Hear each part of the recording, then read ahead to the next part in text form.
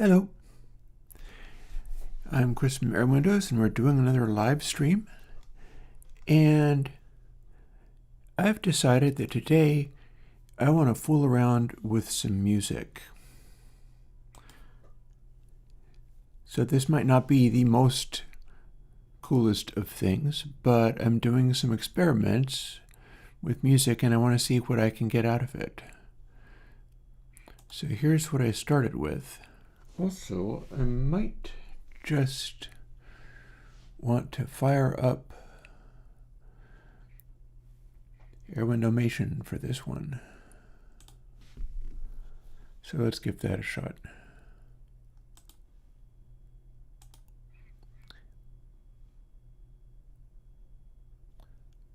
Did you take?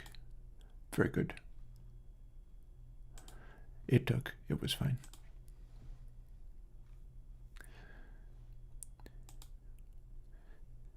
So as you can see, or probably see, I think this is showing. Let's find out. Figuring out how to position all of this stuff on the screen. Here's my fader, and indeed it is live. So all of this is up and running. Let me bounce that back so I can see chat. Chat fired up today. It did not stay hidden. And I probably have the capacity to also route this to SWB. I don't think I'm doing that right now. I have this.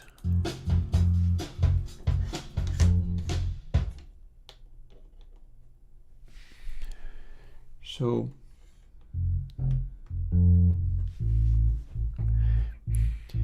I've made a roughly 6 or 7 minute jam based on this, and I'm seeing what I can get out of it.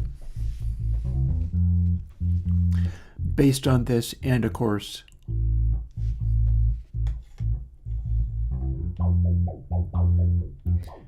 I started it with soft clock. So here's the things that I added. Firstly, or actually lastly, this is the last thing I added. It is a guitar track, and I've recorded that using a microphone pair that I've got, sort of playing with the thing that Bruce Swedian used to do, which was trying to record everything with pairs of microphones rather than individual microphones. And that can also be seen here.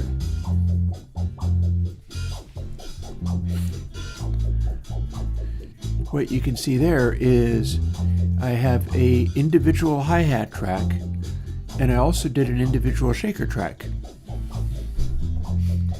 because they kind of go along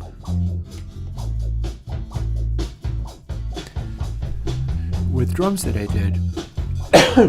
Excuse me. You'll bear with me if this is less interesting, because it's kind of here for me to work on today, and I'm just thinking of what else I can add. It just only does this little jam with the occasional added thing, and I'm just thinking of what else to include. Excuse me.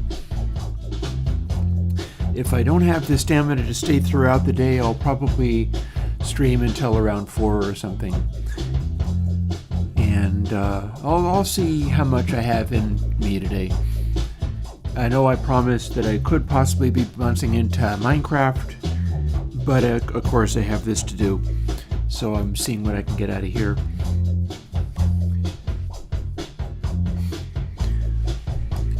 Part of the idea is experimenting with some of these things to see what I can get.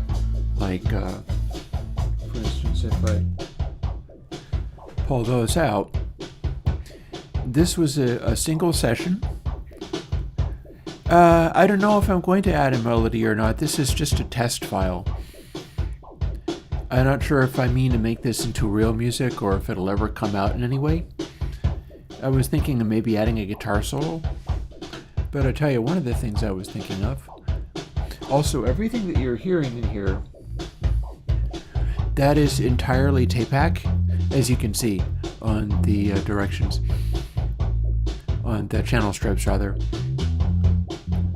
And one thing I'm doing is I've got K-Guitar Hall 2 in there, and it's using the same technique that I'm using in K-Cathedral 5, where I can position stuff. So, like, check this out. This ought to work, I think.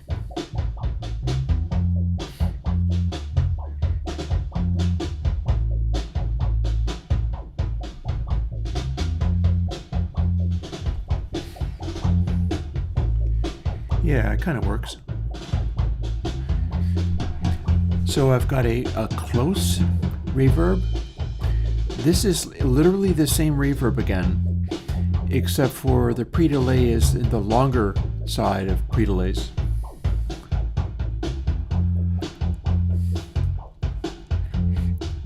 And if I take soft clock out, it leans more heavily on what the actual recording is, but it's also very rhythmically revealing the way I've recorded it, so it is like making my talents suffer extremely and making it sound more or less bad just because it's not very forgiving. Anyways, mid-range or mid-verb,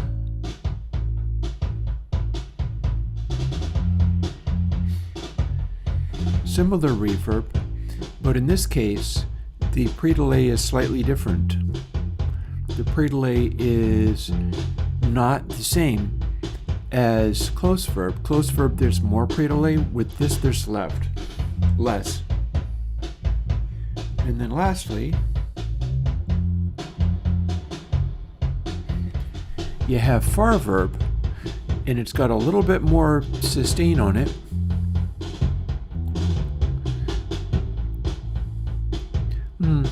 I'm not sure how much even shows. I think that kind of hides some of it. So far verb is even less pre-delay. And let me see what that, yeah, my face is covering up all of that stuff. Well, I can fix that. I'll just show it directly.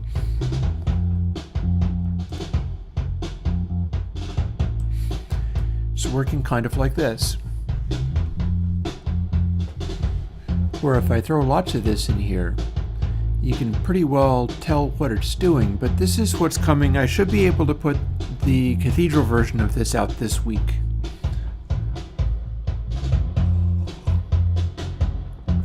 After which I am going to rest up a bit, and I'll be back in September for the road to Console H.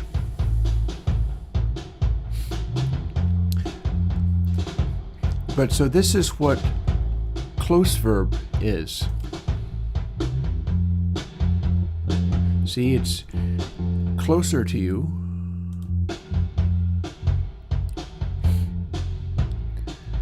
Because there's more pre-delay. But as we move it,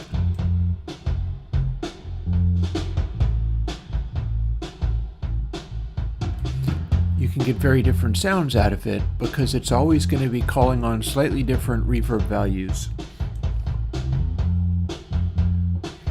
But it also gives the impression of moving around in the room. You're finding the optimal position to be in.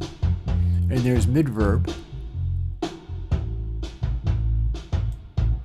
I'm showing far verb, but I'm demonstrating. Far verb was this. And it can actually go even farther. Far verb means the sound that is going into the verb sounds like it's farther away in the room. For instance, there's no pre-delay, and it is resembling a sound that's at the back of the room, depending upon how much balance there is between the sound and the reverb. Near verb, which I'm going to pretend that this is briefly, with more pre-delay, the sound takes longer to get to the reverb, so it sounds as if the instrument is closer and more up front. And in the middle, it's splitting the difference. But you get to tune it now. For instance, I maybe don't want the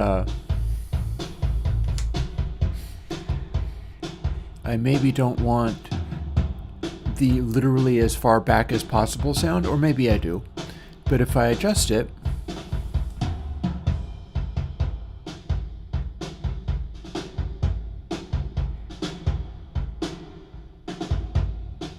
we're moving farther away from the back wall. We're moving the instrument farther out relative to where the source audio seems to be coming from.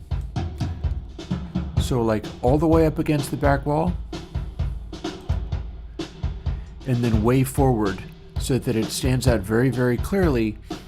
And if you have less of the reverb in there, it can be an extremely subtle sound.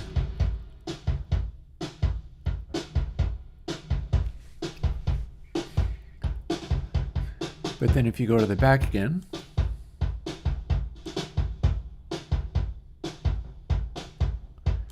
it can still be, you'd probably want to have a little bit more for a sound like that.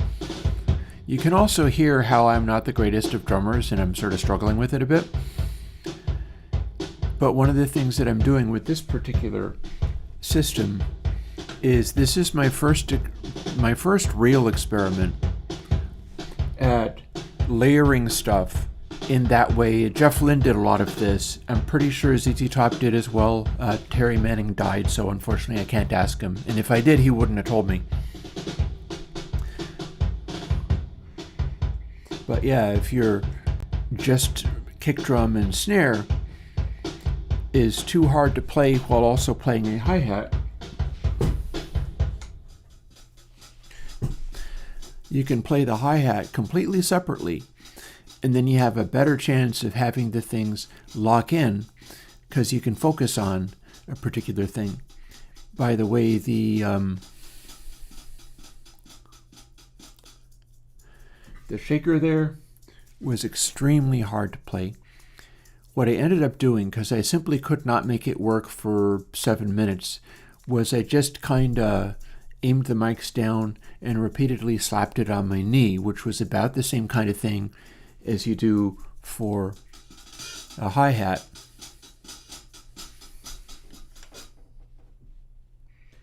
And we combine these things.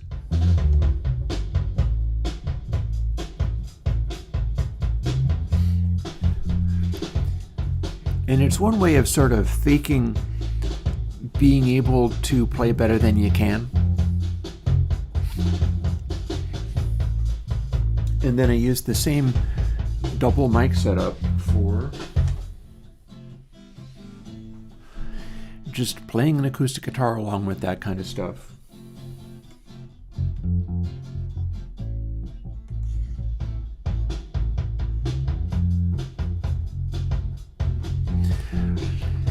And the whole idea of going about doing it this way, because it's all based on this.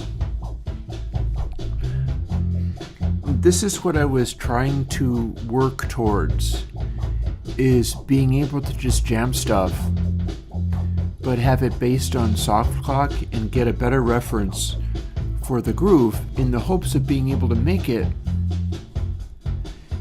seem like a groove like we used to get back in the day when bands played together in a room. Even though I'm forced to just be overdubbing, I have nobody else to play with.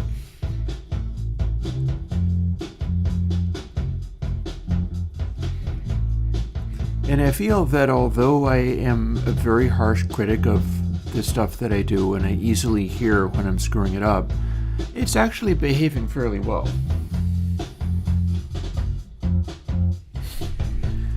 And then if you have everything be completely dry, it's all the more unforgiving.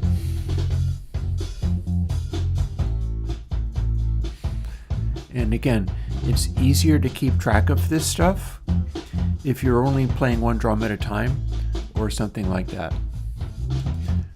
So I should pause a little bit while I think of what to add. One of the things that I want to add is a couple of the synthetic open source type things. Like I could do a Rhodes, but I've never heard what tape hack sounds like on my 6 Signs Rhodes. And it seems like that might be fun. So I would like to fool with that a little bit. After I finish this stuff up, and like I've said, I'm taking a couple of weeks to rest up. I'm going to have a real charge towards Christmas time, roughly, for the purpose of getting Console H ready. I could try to make an organ. That could be fun. I could try to make an organ in probably not 6 Signs, maybe 6 Signs. I feel like Surge XT might be a better choice for that. I mean, I do have my Mellotron imitation in Surge XT, so that could be something too. I could just throw a little of everything. So let's start by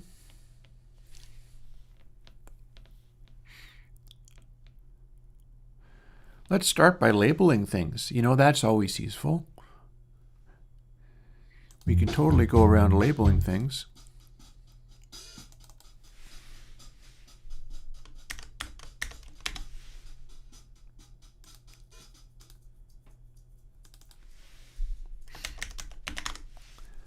Being able to organize stuff is typically good and useful.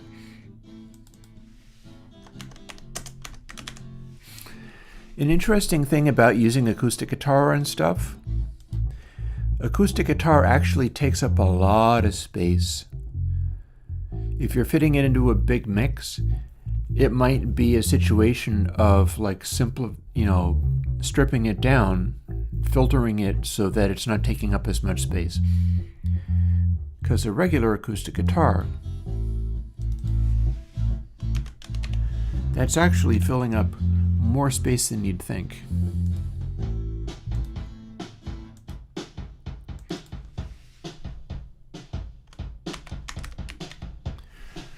So that's just the regular drum sounds. It's going into tape kick fairly fast. And here I have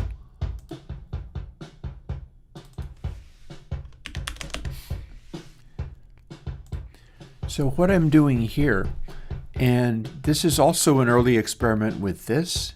I feel like that is also there's a thing with here's the regular 2 mics front of kit.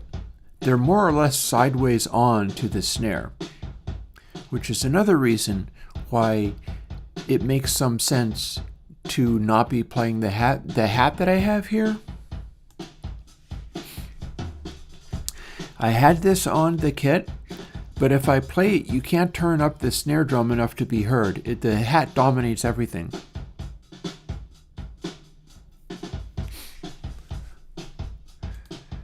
But the thing with the drum kit is I'm experimenting with something vaguely like Steve Albini's work. And of course we lost Steve Albini. He is another one of my music friends who that one I actually never knew. And it's probably just as well, because some of his stuff, I wouldn't have wanted to know him back in the day when he was being the biggest edgelord in the world, because he was all kinds of sketchy. He grew up quite a bit. But yeah, when Albini is known for doing drum recordings where it's like more room mic'd, my front of kit mic choice here is fairly well in line with that. Like, it works pretty well for being a primary part of the sound, so long as I'm putting some reverbs on it, because right now I'm not. But what I am doing is, the difference between these two sounds is that is front of kit miking. You can turn that up a little more so you can hear it. And another thing to note about it is I've not often used a snare tuning like this.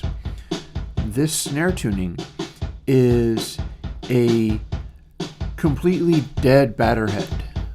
It's a timpani head. It's a head that can be very resonant, but much like, I'm trying to remember the guy's name.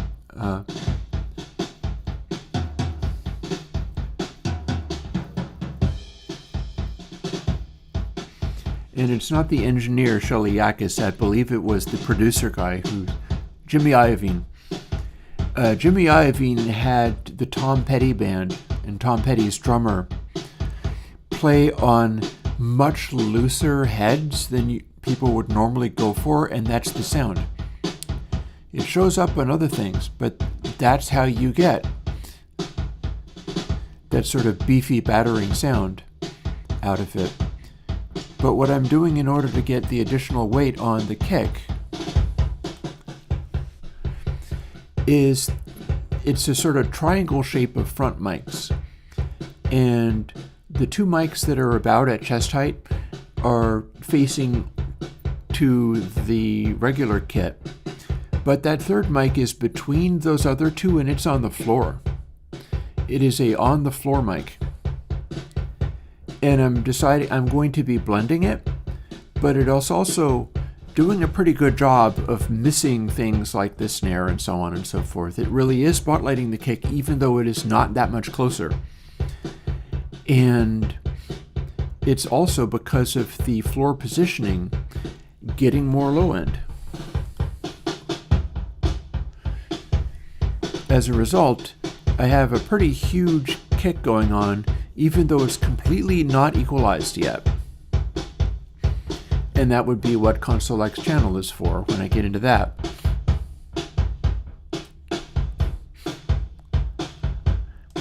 And then the trick there is figuring out, like, is it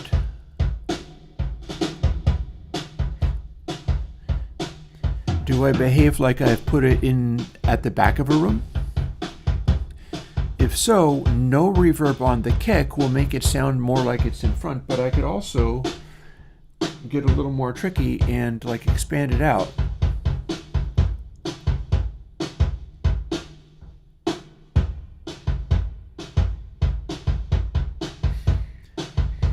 And there's a little bit of the midverb on the kick. It's a different positioning. So I've now got two different microphone positions going into two different reverbs, giving two different positionings for the purpose of trying to make it act a little bit more like it is a, and you know, there's also further stuff I can do there too.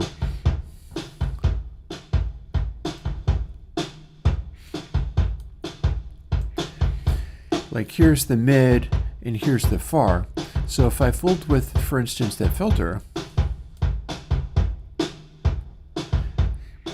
I can make it a lot brighter in the far back, or totally darkened. And likewise for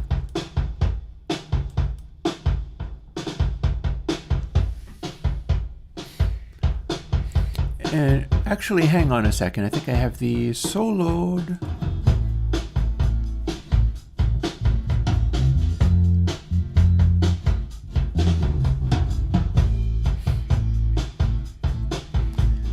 So what you do then is, say, put the acoustic guitar up front. That's the first send.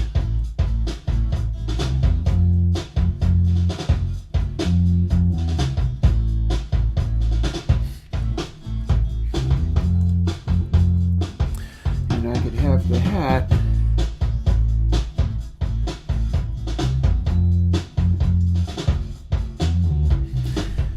in the midverb to go along with the rest of the drum image.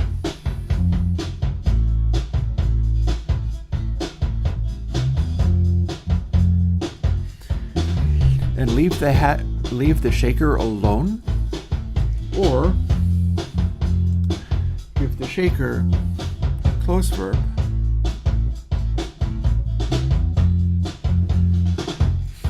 And the only thing I have remaining, not counting soft clock, is the bass. So there are things that can do as well. For instance, I could throw that into the far field.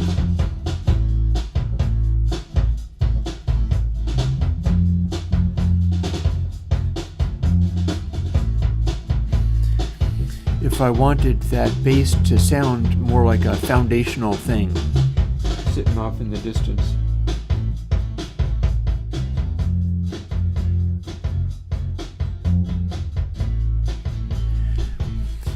And that's basically how we go about doing that kind of thing.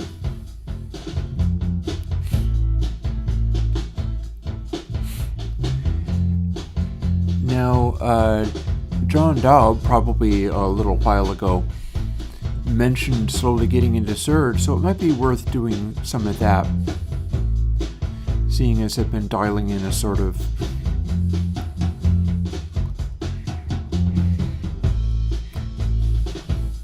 a rough mix picture, which is mostly taking all of these either direct sounds or very raw sounds. Funny thing about this, I've got the acoustic guitar going on here, but you know what?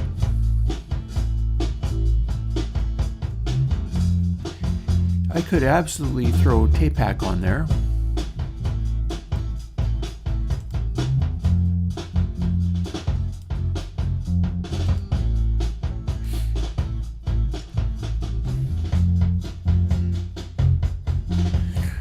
And if we distort this without going crazy, that's going to bring that acoustic guitar forward, still without equalizing anything.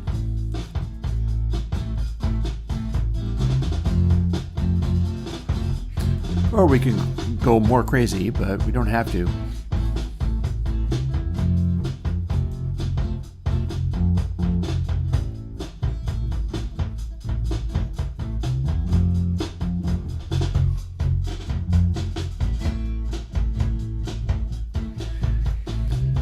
So what I can do with that one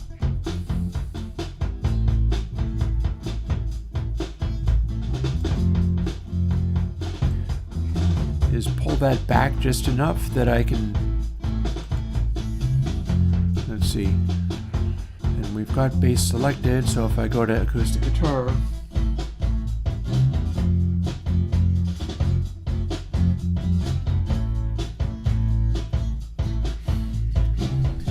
so now I've got just a little bit of tape pack on that guitar. I can also do it for things like the hat and the shaker, but I'm kind of leaving those alone just because I feel like that's where I would want more peak energy to poke out. So no processing is maximum peak energiness. But that's not to say I couldn't still use that to have stuff sit more like it was out of a mix that's being done by the tape.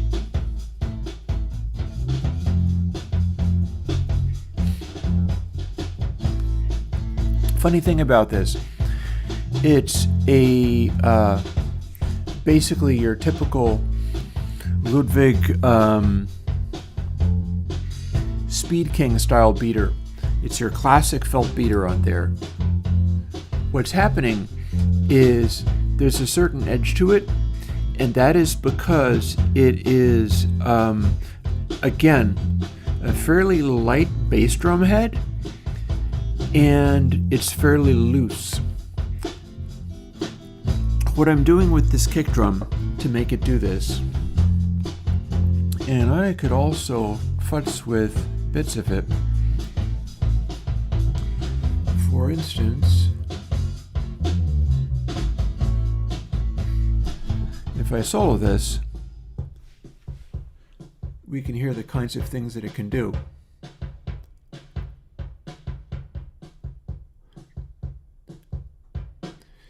So I can pull that right out.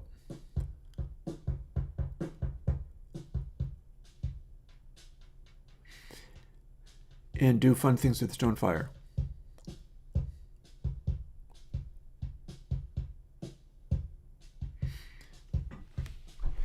Doing that emphasizes the extreme lows a lot more. And I can also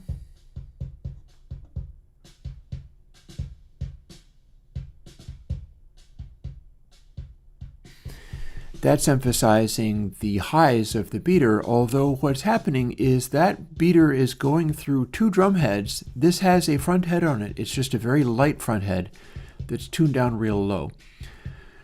My attempt with this is I was trying to shoot for your like early 70s Ainsley Dunbar playing with the Mothers kind of sound, which I don't know if that necessarily got that, but that was the hope, is being able to make something like that happen.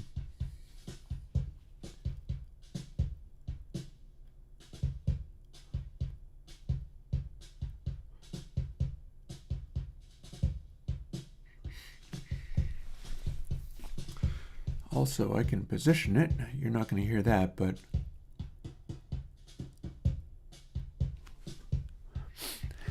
if I tune this right, it's also bringing a little more beef to the snare.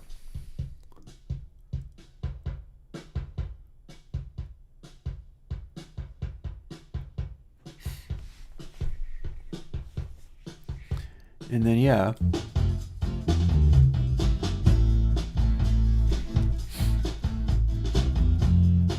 And I can even pull mid-verb back there a little bit,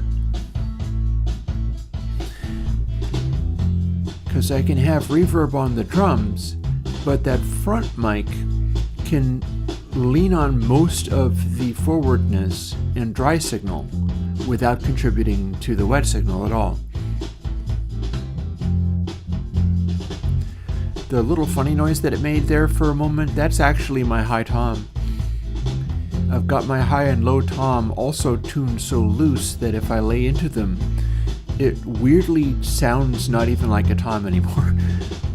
It's probably worth me playing on that more, figuring out ways of playing the toms, especially since I don't have to play the hats necessarily. So I've moved those earlier hats that I had that are so loud, like literally downstairs, to play on the same mic pair that I'm using for the acoustic guitar, which is how you get this. Completely separate thing.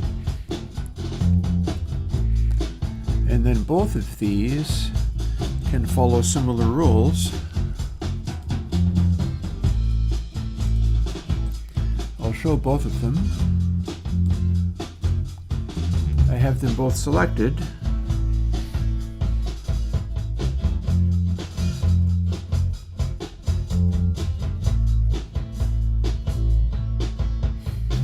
And so I can throw the airband on.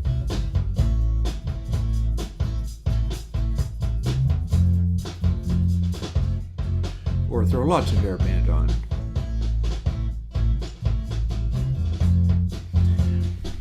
And the more of that I do, the more it's going to give that like studio-y sound. But one of the things that you can do with hats is mix them with something like this.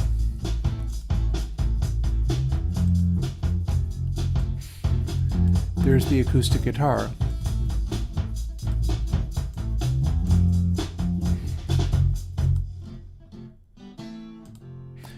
So this is pretty common. You got your acoustic guitar. It can be a very full sound. And I'm still not touching any of the parametrics, mind you.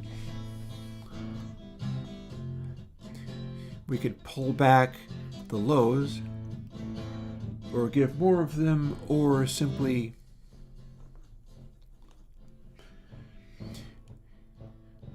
leave only stone in and dial in something.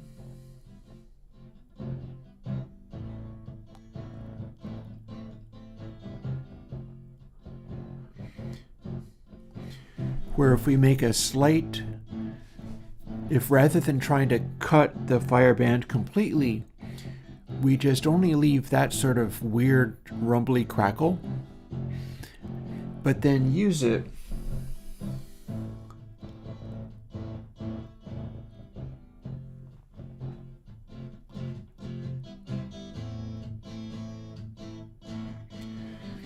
to add a little bit more lows without going too crazy with it.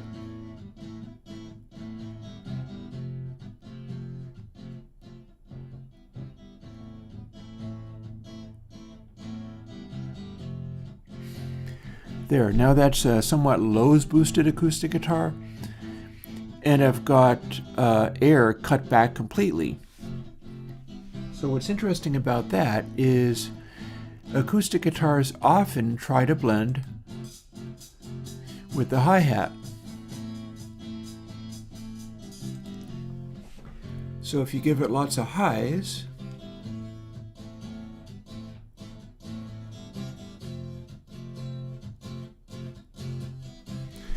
that's now highs cranked as far as they will go. And then you add some of your percussion. Well, they kind of blend a little bit more, and that can be handy.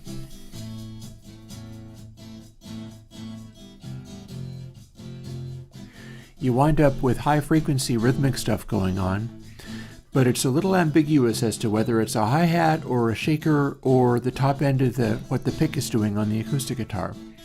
And that's just all equalization stuff.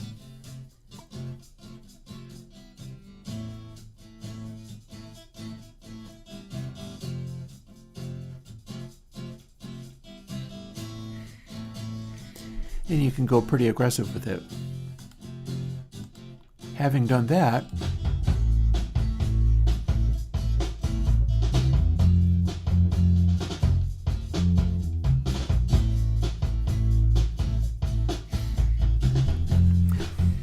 now we've got a kick that has been emphasized in the extreme lows, and the hats and shakers have had the lows taken out of them, and the acoustic guitar has a rather intense EQ treatment going on, which leads to the question, what can you do with the bass? Now, the interesting thing about basses is that you don't have to necessarily sit them completely in the lows. Now, I can't actually do that with Stonefire because it will just kind of grumble. If I do this, it doesn't want to do it. You hear the buzz.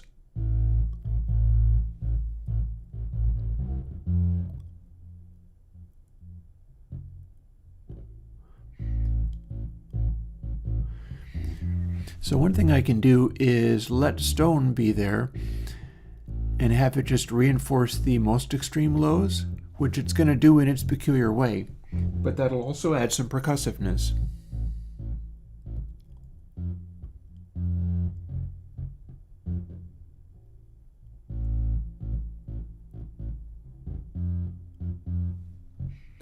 If we have air on the bass, you don't actually hear it because that's too high. Air on the bass is coming from the mids. Using Stonefire, the fire band is where the mids are coming from. So in this case, we can actually cut air back completely and do the rest with mid-ranges.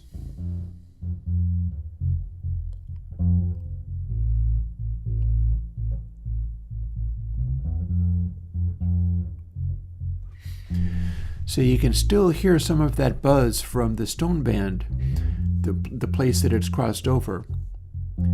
But I can dial it in so that we're emphasizing that to some extent, but without having it be a unpleasantly loud buzz. Because that's one of the things about Stonefire, is that it will hide if you have the bands more well balanced.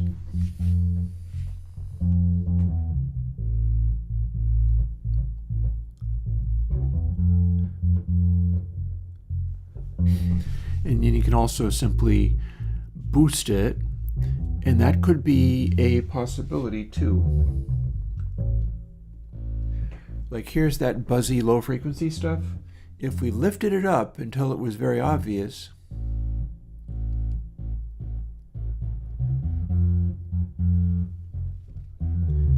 then did the opposite.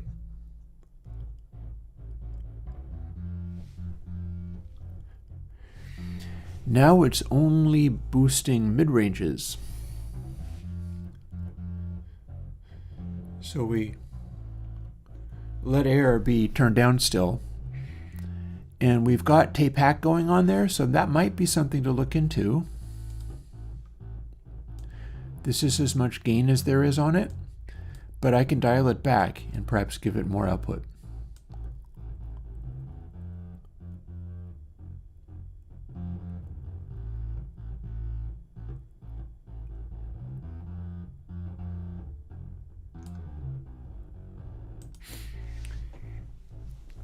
And then remember how I turned, this is literally all DI bass. So if I turn range back down, we're going to start to hear a little more punch in there. But then when I bring the lows back in with stone, this unpleasant buzzing noise is likely to just kind of quietly go away.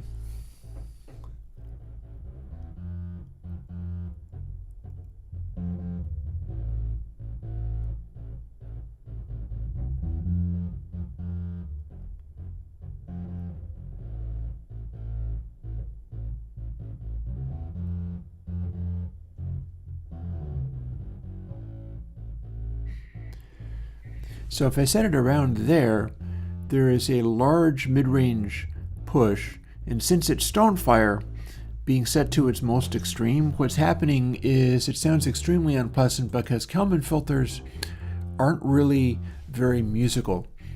Yes, I'm not using 2-tape. I'm using tape hack though.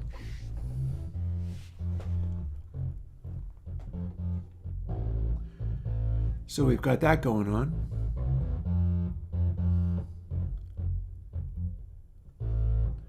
And then as soon as we bring stone back in,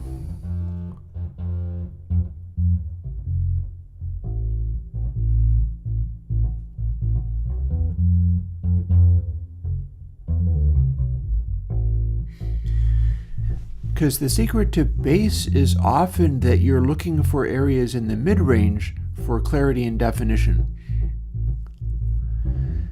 Because we don't have any problem getting lows out of a DI bass. It's going to be pushing all lows and barely anything else. It's even possible to use the low pass or the high pass. I could use the low pass to be sure.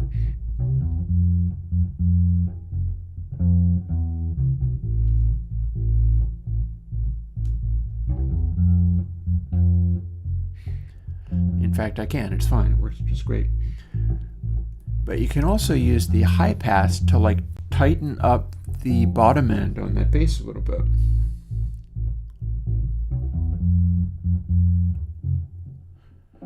Or completely.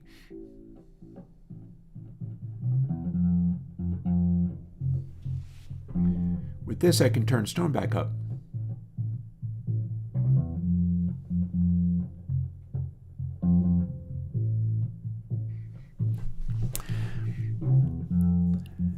And there you have it. Now we have more articulation on the lows because we are not simply trying to take all of the low frequencies in there. Instead, we're dialing some of them right back out.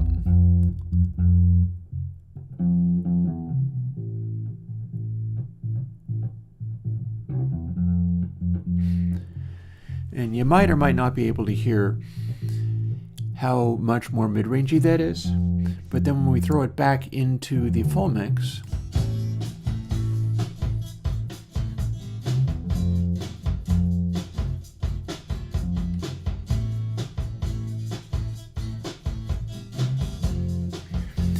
we're doing a little bit of that Ted Templeman thing where the lows are largely coming from the kick drum. And we've taken away a bunch of the more wobbly resonant lows out of the bass drum so that there is more articulation in the mid-range on the bass guitar.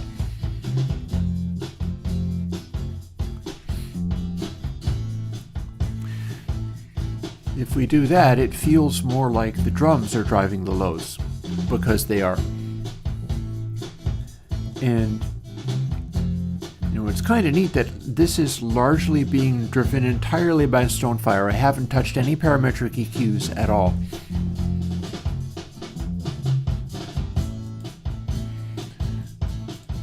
I can fire up the hat.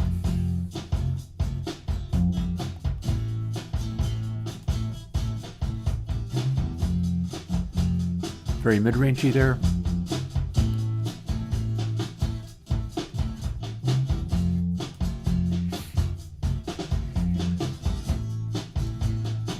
And I can even allow Stone and Fire to match on the hat, just so that there's less in the way of funny additional behaviors.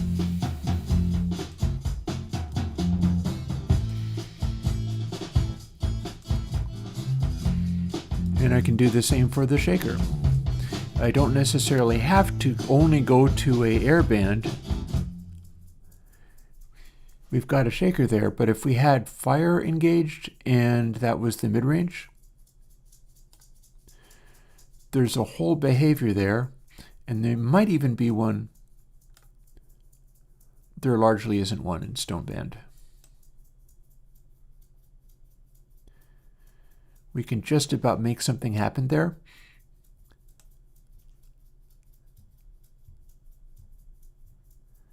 But pretty much mostly not. But yeah, if we throw in the mid-range on the shaker, that does have a sound to it. And we don't actually have to take it all out.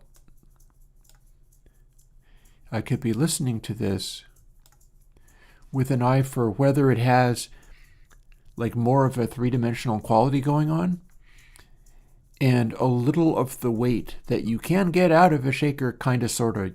There is a little bit of a thump to it. You sort of feel some of that when I crank all of the mids up.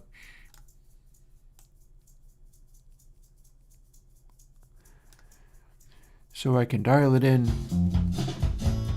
to be a little more full range. And it's all basically just fooling with this stuff. Ooh, also, I could benefit by attending to top dB on the shaker. Because one of the things there's two things about the shaker. One of them is that it is not a loud sound, but it's also a high frequency sound. So I can kind of make it go into high volume distortion using top dB, but I wouldn't be wanting to. I'd be wanting to have minimal top dB, because that's the nonlinearity that you get. Similarly to acoustic guitar, by the same token, well, we can pretend that the acoustic guitar is being very loud in the room. It's subtle, but it'll give the sense of it being in a big amp or something.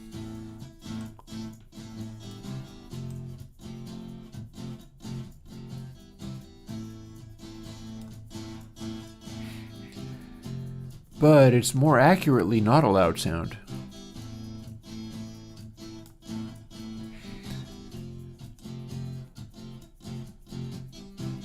So I might want to dial the feel in of that and have that do something more useful. Also, I can change the balance of it.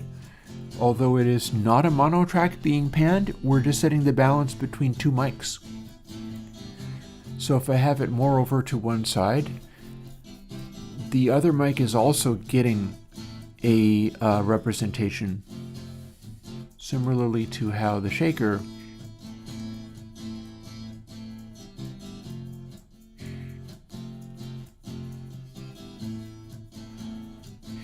I can pan that around quite a lot while still leaving the other mic present.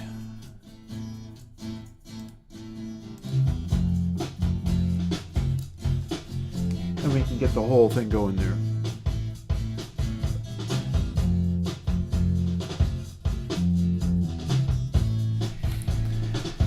And that's really the hope, is what I've been doing. I'm tempted to fire up the new EQ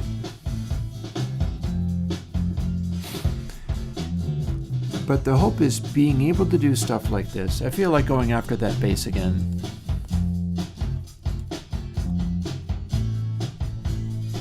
I can go after that bass and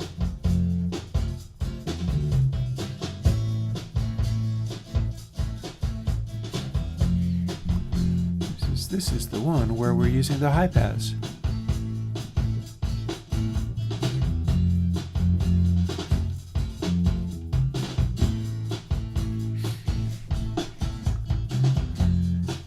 This would also work with parametrics. I just happen not to be using them.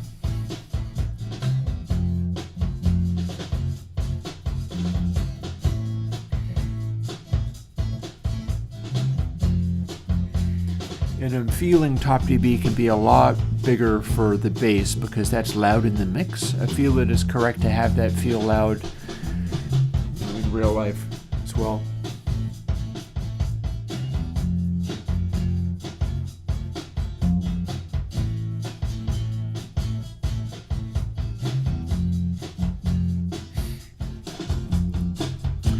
That's how we do, even before we get into things like gating and whatever. So yeah, it's nice to do this. And I was thinking about adding some more instruments and playing with those. So the first thing I had in mind was trying to do a,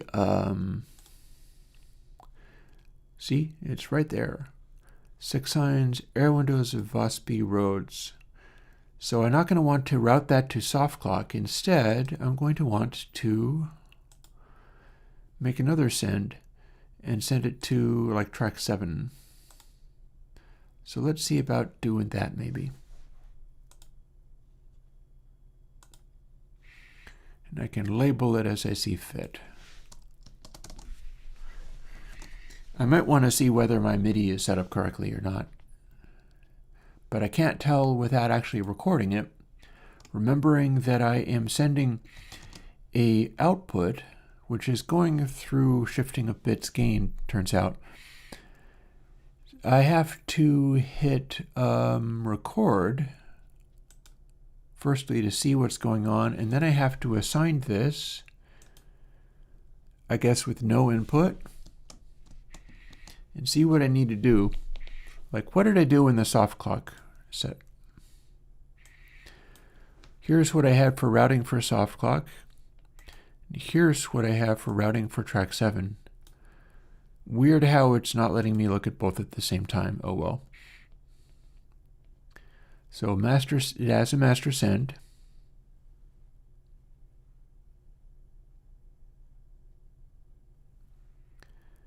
And I guess that's a receive. Doesn't feel like it's showing me all that much.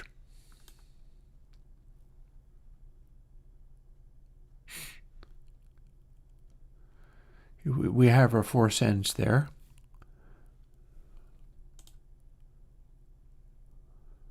Tell you what, let's add a receive from this one called virtual.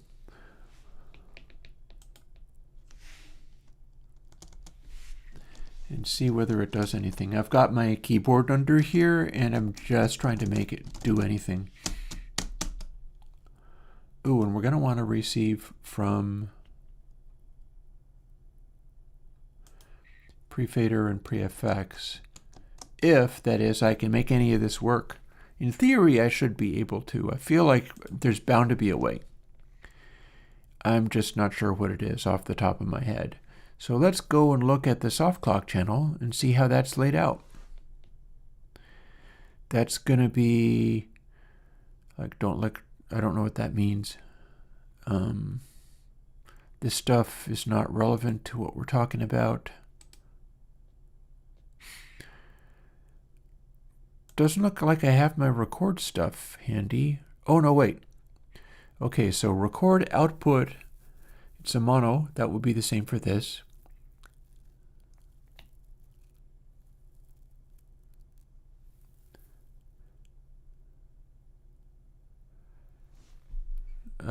Post fader, I guess that works. I'm a little puzzled as to whether that works or not. I'm not sure whether I'm running through the plugin twice. and it needs to be set to input none. So that's cool. So it needs to be record output, and I set an output mode. So I think for that one I probably would want to do pre-fader and pre-effects, because I'll want to continue to be able to alter the effects on this rather than just having it be burned in. But it also has to have input none set up. Let us see whether, and monitor input. Let us see whether I can make that happen on this one. It's going to be record output.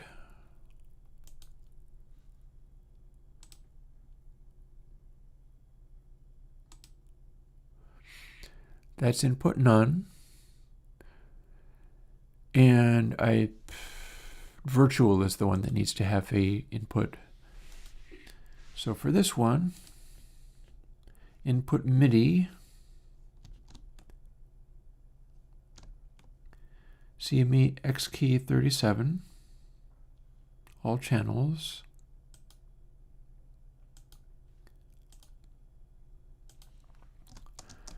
So in theory, this should be making a noise, and I'm not entirely sure why it isn't, but we'll figure it out eventually. Like the soft clock part was fine. Oh, also, I do not want a send to acoustic guitar, thank you. I want just only a send to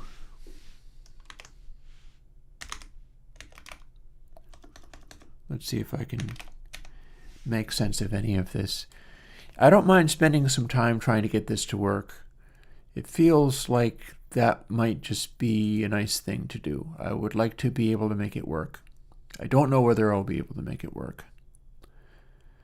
It is, after all, software. Oops, didn't want that. So in theory, the keyboard is plugged in. I know that it is plugged in. This stuff is all set to, I think that's set up to what the Rhodes is supposed to be doing. I'm using a clap instrument.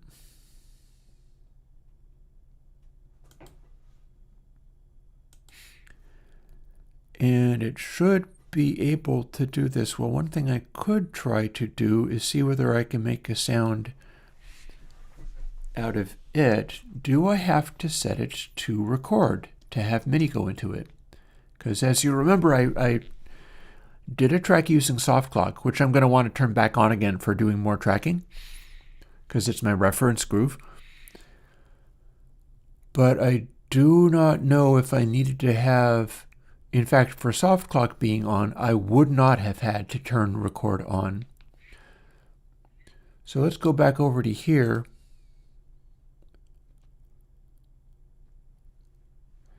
If I set it to report input audio or MIDI, it's going to lay down a note track. I'm not actually looking for that. But maybe I can tell it to disable recording and do input monitoring only, at which point it will pass through audio. Let's find out. Aha!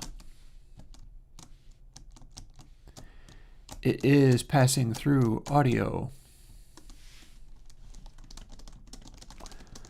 But it's not sending it to the track I want to send it to. Curious. So we should be able to send this to this track and record it, and I don't know why it won't. I might be able to make it, well, I don't know if I can make it so you can hear it. You'd think that would make a sound, and yet it is not.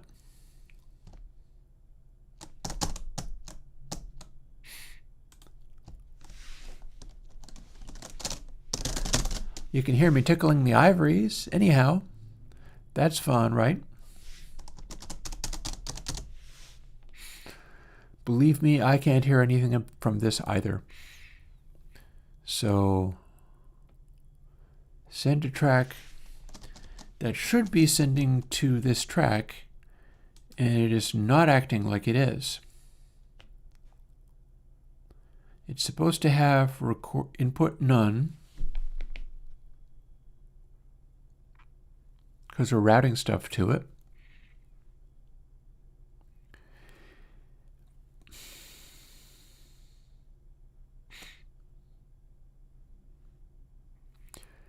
Recording the output will set the recording to, ooh,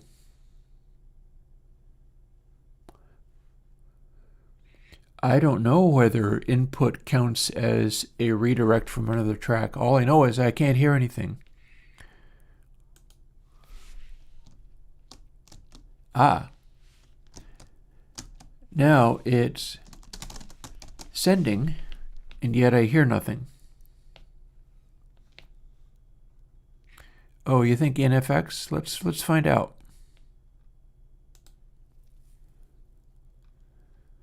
This should, not only that, this is sending as well. Do you suppose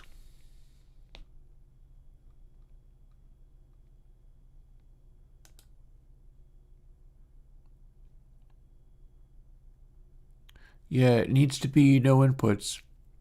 I'm supposed to be able to route stuff to this.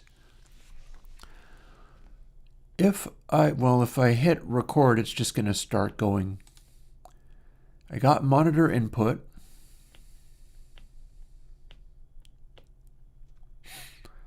We've got it set to record output. If I disable instead, at that point I get nothing. So let's put it back to record output. Mono. Okay, so input MIDI. So the track where the synth is this track. Mind you, I could move it to the track with the roads on it.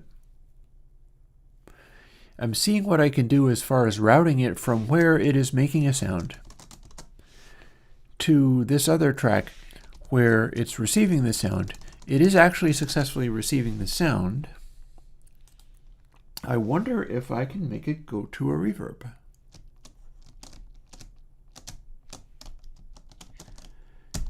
Nope, that's not routing it to a reverb.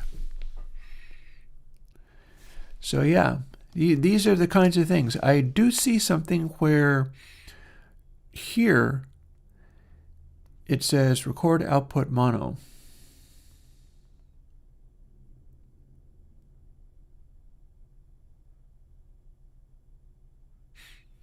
I think that is correct in what it wants to be doing.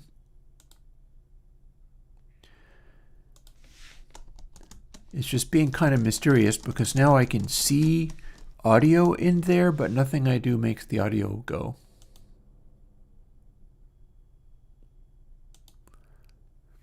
Okay, well that's even more complicated. Now what I've done has stopped any sound coming out.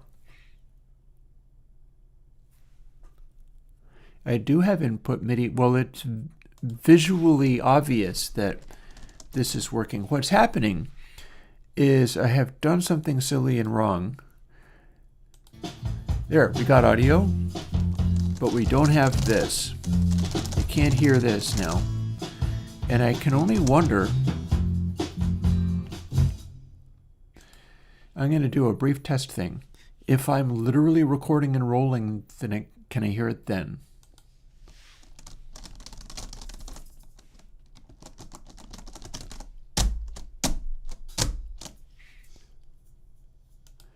I cannot. If I play it back, then can I hear it? No, I cannot.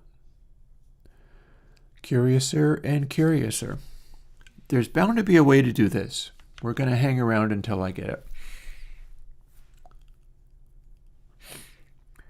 Seems like a shame. Why don't I turn on the record thing for the soft clock and see what it's talking about?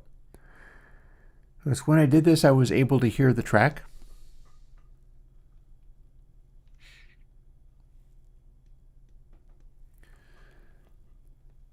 So here's the soft clock. Master send channels, all to 1, 2. That seems about correct. Not much else showing up there, but whatever. Here's the Rhodes channel, and we're sending a bunch of reverbs because that's pretty normal. Send channels, all to 1 and 2. Amplitude is unity gain. The Rhodes channel does in fact have master send channels from and to checked. And I've got this receive. So when I had soft clock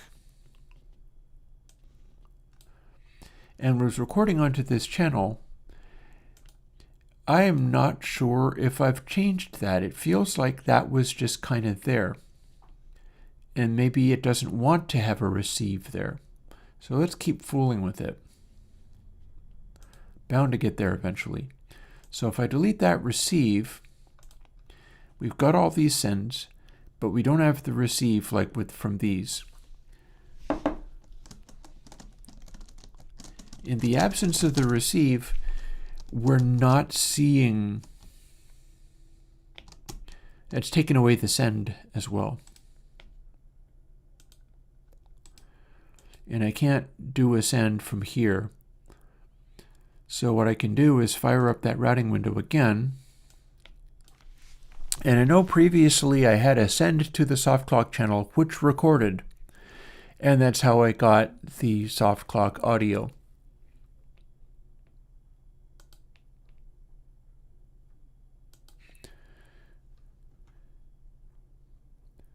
So this technically should be sending to something. The receive would not come from here. So who knows, maybe I just had it all backwards. If I do a send from there,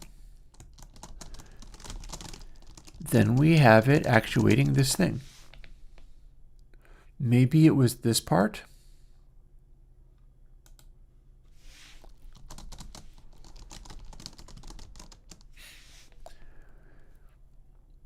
Well, my concern there is I seem to be able to play and indeed record onto the Rhodes track, but then nothing happens. Let's see whether I can even make a noise that makes a sound. Signs point to yes.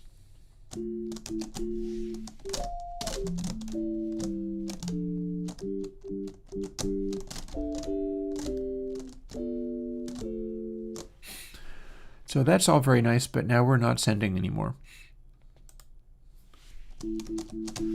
Still, it's better than nothing to be able to make a sound. Can't fault the idea of being able to make a sound.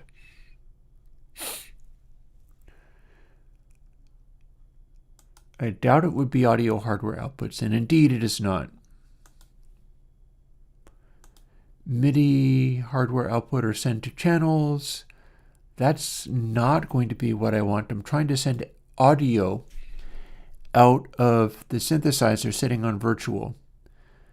Because I kind of had it set up where, like, if it's running a synth and I play around in Reaper doing stuff, I think it is more likely to try to record the MIDI of the synth and just continually run it.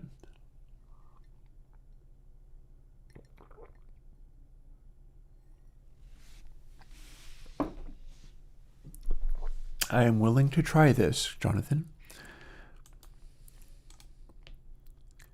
Ain't like it's doing anything.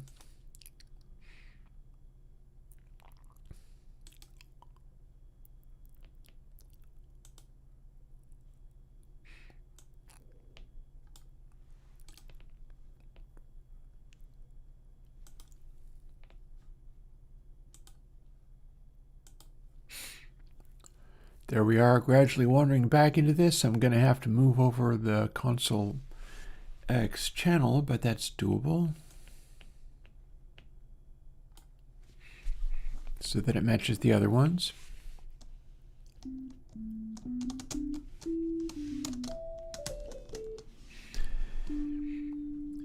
Now let's go back over here and see if we can send to the channel and if anything will happen. I'm sort of starting to do it over again. Let's see, between acoustic guitar and bass is where that works. I'm back to the, it doesn't see anything.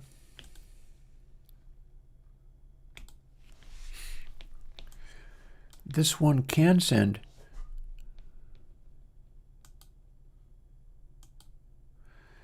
We can run it to pre-fade or pre-effects. Mind you, I have not engaged record though.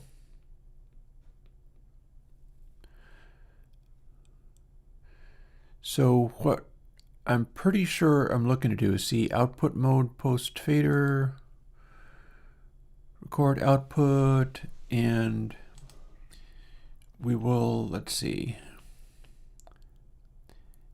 input none is what it needs. Bingo, Reaper routing.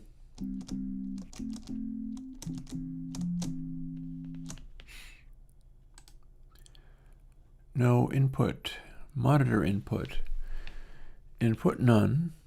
I don't want to take in MIDI because I'm not trying to do it as virtual things. I want to record passes of audio.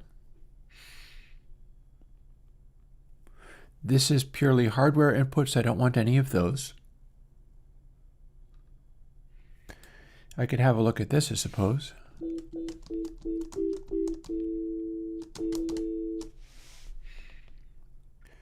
Well, we got all of the red thingies on.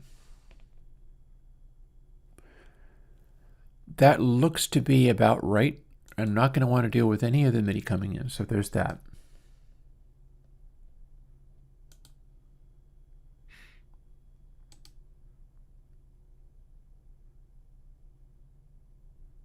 Interesting. Okay. Record input audio or MIDI.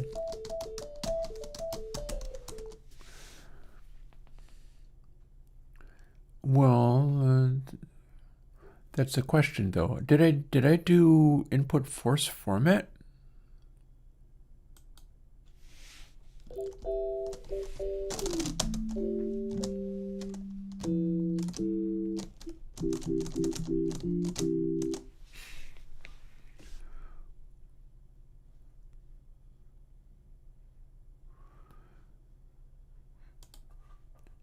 So yeah, this doesn't see virtual. We've remade it.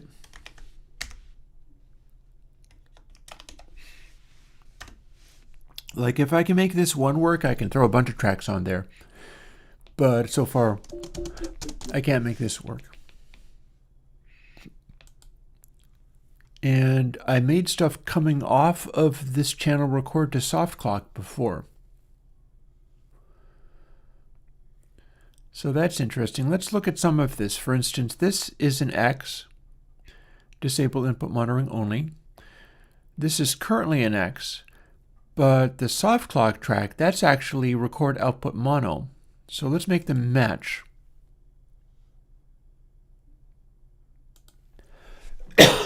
Also, what else can we make match? Record output mono, output mode post fader, which may very well not be what I want, but given that it worked, I'm not going to gripe too loudly about that.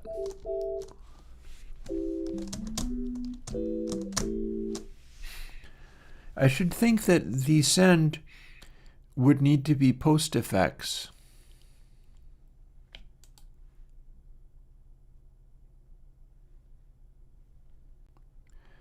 So this is now record output mode post fader.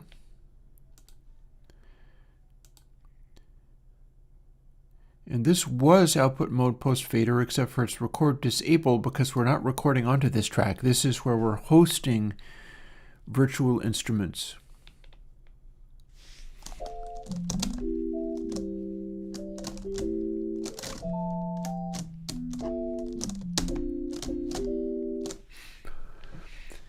And we're still not able to successfully, well, let's see, first of all. So record output mono.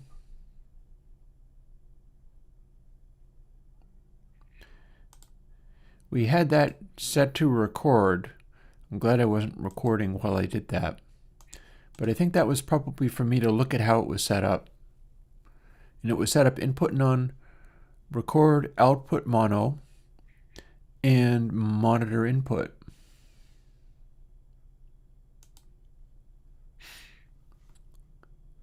So if we go back over to here, record output, output mode post fader, we're monitoring input, input is set to none again, and we have this weird little dot on the side that surely must be like MIDI getting through or something. I bet that little dot is velocity.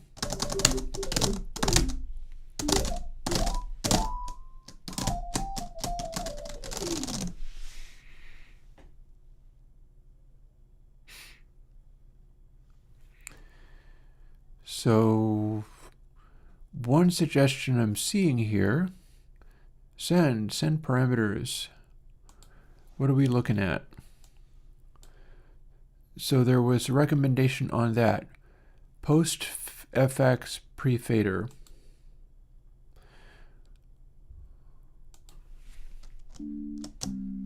That did not do anything, but the other one was post fader post pan.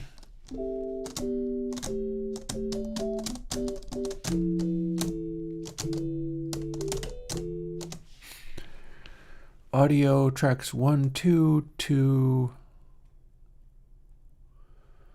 No, 1, 2 is going to be what I want, unless I need to send it specifically to 1. Nah. No, it wasn't that.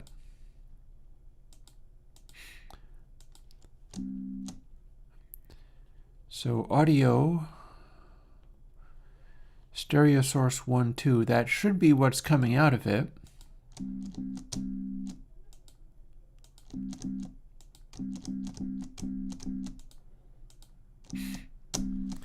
Yeah, this is the thing. Yep, we can spend literally all day on this. I don't mind. Sometimes that's just how it rolls.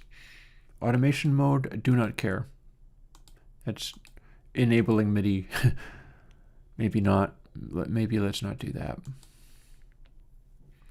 So the funny thing is that earlier on I was at least able to send the audio so that I could see it in the receiving track, but then I couldn't record it. Or to be specific, I could send it. I could even record it. I saw it being recorded, but nothing I did could cause me to hear it, and that's weird. But you know, computers, man.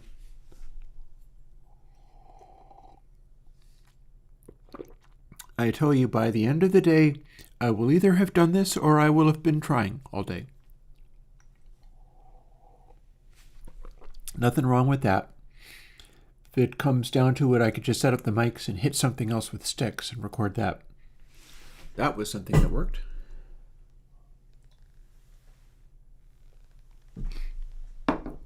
As he finishes off his coffee and gets serious.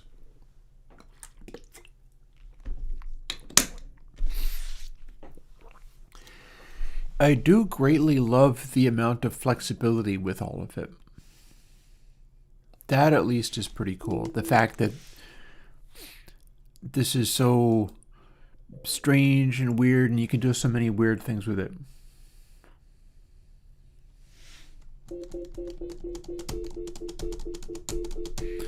I suppose I could try to I could try to manually set up a receive by going at it from this direction.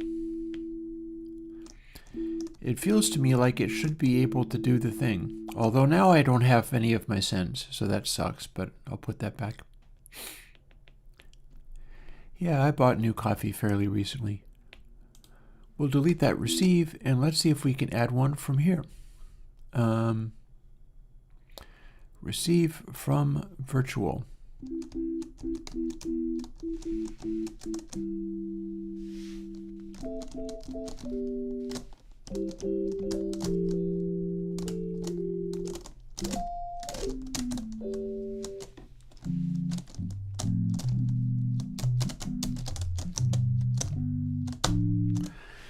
See if I could get this to run to the other track and then be able to hear it, which would be extra exciting. At that point, I could throw like tape-hack on there and start seeing what kinds of sounds I can get out of this virtual instrument, and do the same process for doing things like a mellotron track or the organ that somebody mentioned, probably Jonathan. So yeah, that would be the hope. The hope is that there is a way to send the audio from virtual to Rhodes. I would be surprised if restarting Reaper fixed it, which is not to say that it's not worth trying. So let's give it a shot. Who can say?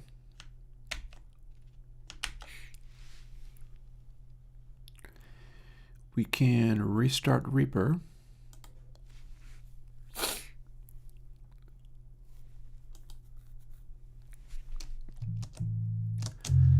And yeah, I'm afraid it's exactly the same.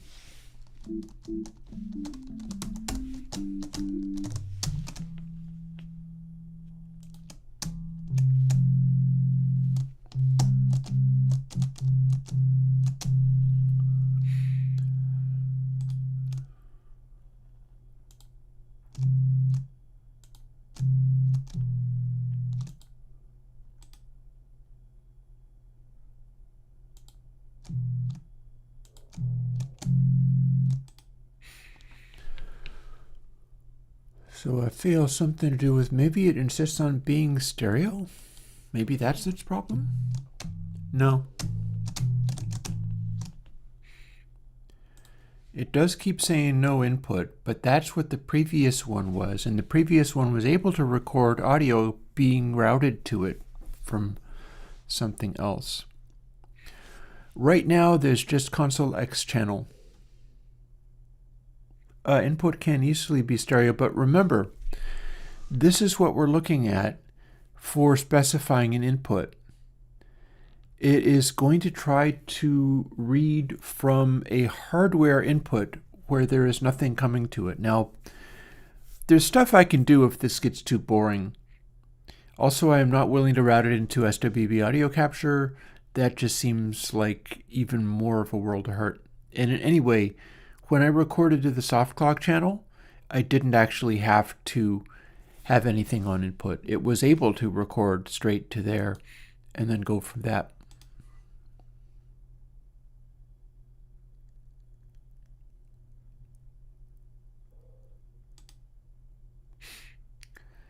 So yeah, input none, it should have that. Recording output should be something like this. And with the soft clock, I had it as record output mono.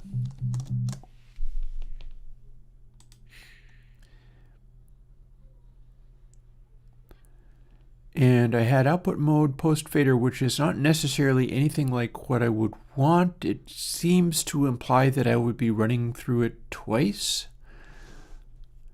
But you know, we do what we can, I guess. In meters, that doesn't seem to be specifying where it's getting information from. It's simply, well, I mean, it's saying multi-channel peaks, though, so if we told it to be stereo peaks, no different.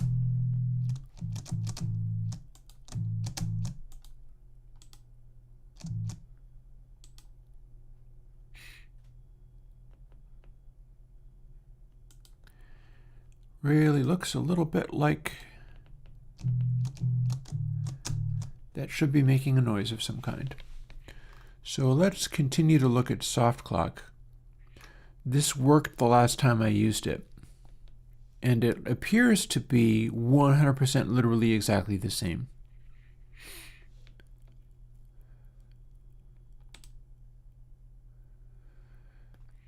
So I suppose one thing I can look at is, can I route to soft clock and make something happen? If you remember, soft clock does this. And I was able to run this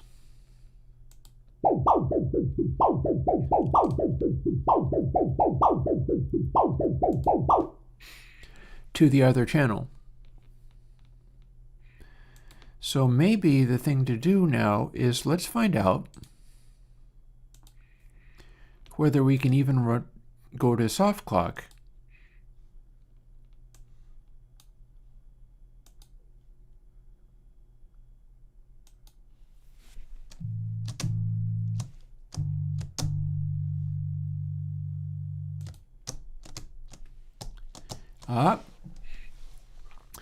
If we move virtual, it's no longer sending audio to anything, and it's not sending audio to soft clock.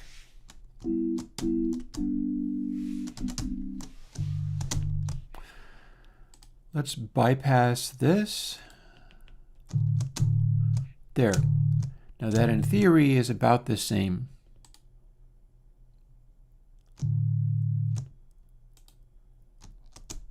If I do monitor input off, it's not playing anything.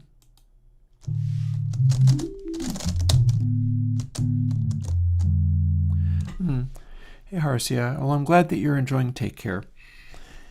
It's a I haven't done even that much with it, but it's a recent one that I feel is doing some good stuff. Come September, I'm going to throw even more plugins at you.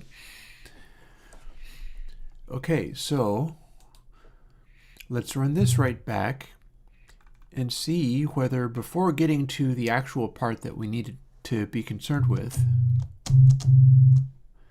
can we make this record in a way that I can hear it and then play back as well?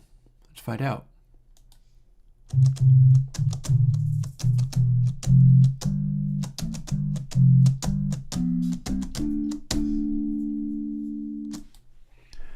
Okay, it recorded something.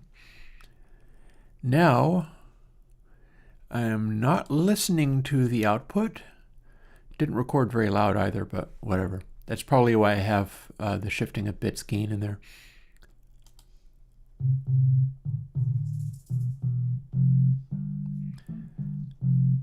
When I run it to soft clock, it's fine. So that seems odd. Mind you, one thing I could do if I wanted to be very foolish, well, here's something that I could do. I can just try to make duplicate the soft clock channel, record onto the duplicate, which presumably would be fine. And if I successfully can do that, then I can paint it green, move it over here, and call it Rhodes. That would absolutely work. And I needn't worry about putting Console X channel on there, although it'll be a bit of a bummer not being able to monitor through some of that stuff. But I don't think I'll be able to monitor through some of that stuff.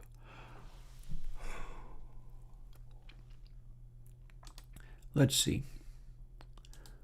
Let's remove that track for now.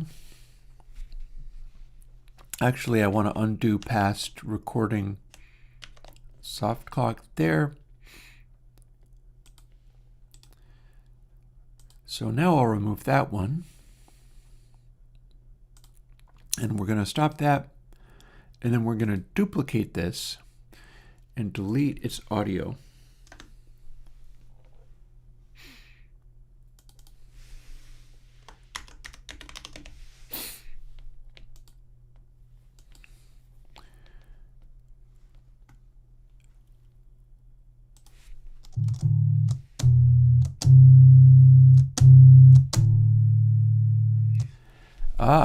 And now I have to kill the send to this one.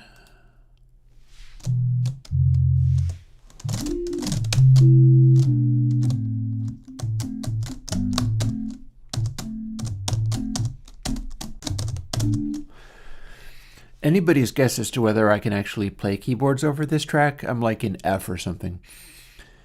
But this will serve. In fact, I can probably move it to its appropriate spot. I guess I just have to duplicate stuff off of that track. I don't know why that would be, but the problem kind of went away. Hey, Afghan. Reasonable. I am getting right towards the time where I'm going to be taking a couple of weeks off and just laying low.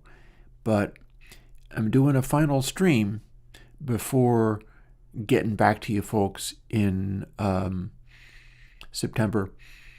And in this final stream, I'm fooling with a test recording that I made, which I can show you.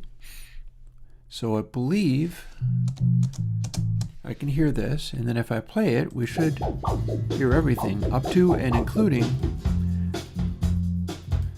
I'm going to have that soft clock noise going loudly, but I also want to dial in, like, what the heck notes do I need to play here? Because I'm damned if I know how to play keyboard in the key of what, maybe it's, I think I was going back and forth between A minor and F. Maybe I'm on my white keys and it'll be easy. I'm not a good enough keyboard player to play on the black keys with any kind of consistency, but we'll find out.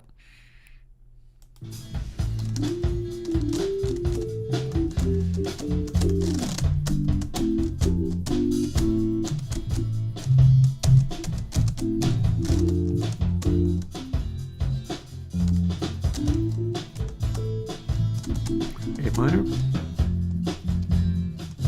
C, D, E, F.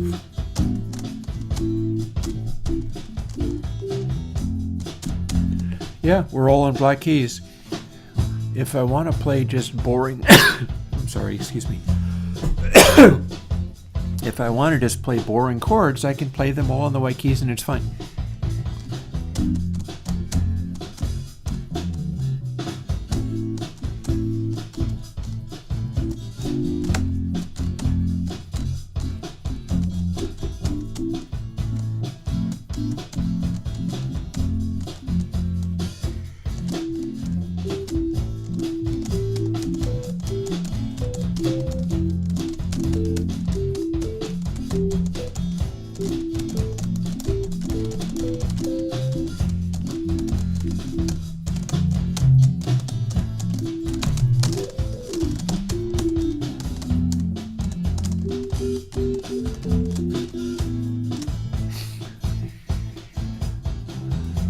I don't honestly think I'm going to want a lead solo type sound to be happening on a Rhodes part. I just am not feeling that. But I'm quite happy that it's able to do its thing.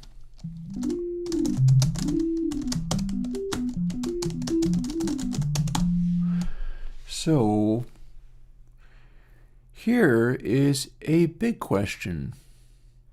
That's working. Output mode, record output, post fader. What if we record pre-fader?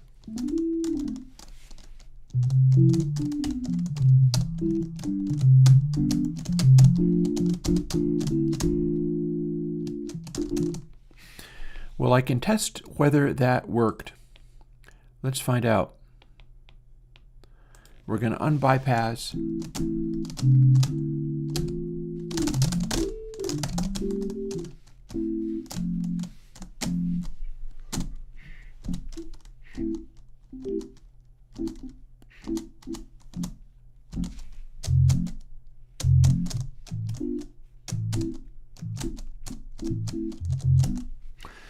I can do that sort of Bob Marley thing. When Rabbit Bundrick was playing keyboards for Bob Marley in the recording of The Catch a Fire, he wasn't getting it right, and so Bob basically just took Rabbit Bundrick's hands and went, "No, it's like this."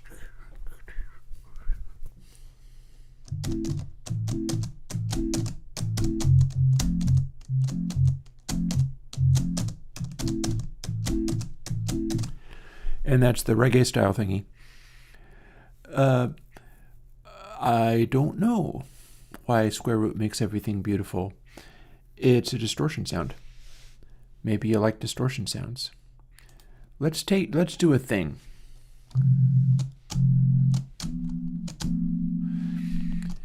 So what I can do here is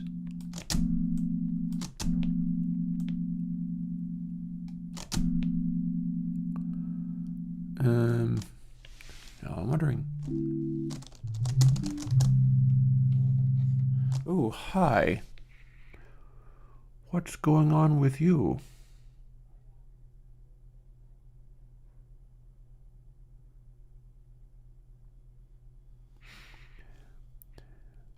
I'm looking at this.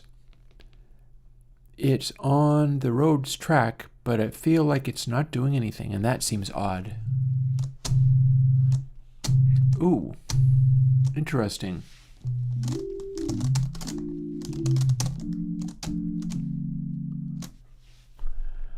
I'm not hearing the sound of that. Interesting. Record output. Output mode. So I think what we're doing is we're listening to what's being recorded, and so we never see the fader or the effects. If, on the other hand, I switch over to post fader, this should be doing something. Also, if I have this selected, it's supposed to be responding to... See? It's not responding to my control. Oh, I bet I know why. I think I know what's going on. Just a moment. Okay, false alarm. I forgot that I restarted Reaper.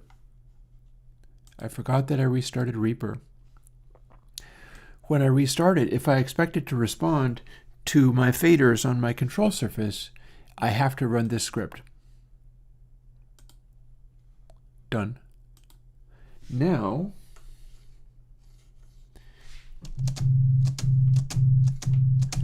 we are absolutely not listening to the output of this. The output of this is actually not doing a thing. So far so good, I guess. Something anyway. We got something happening. So record output. Output mode post fader. We're not hearing the sound of the plugins here. Now I can get away with that.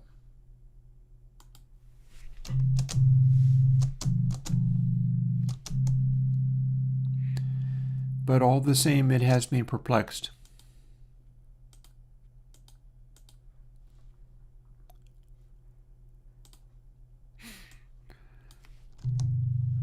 So here's this.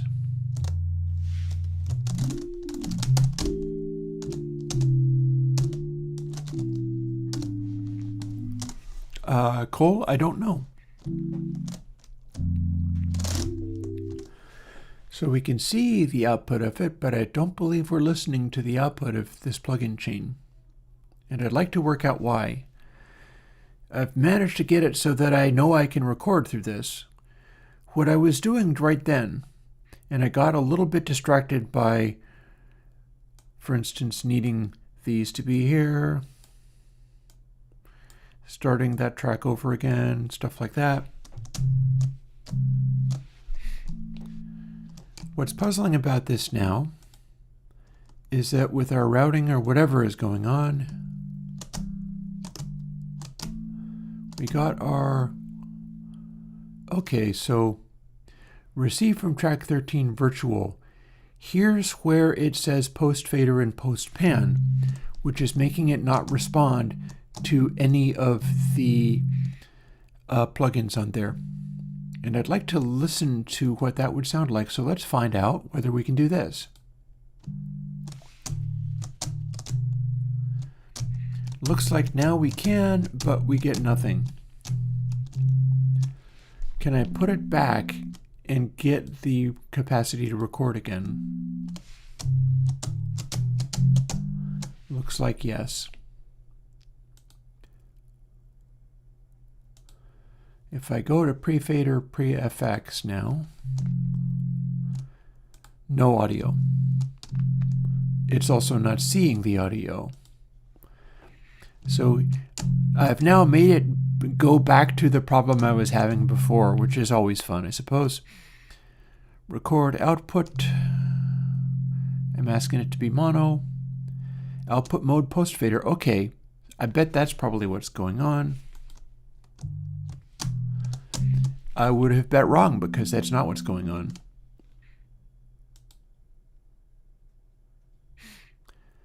we're gonna want to record output.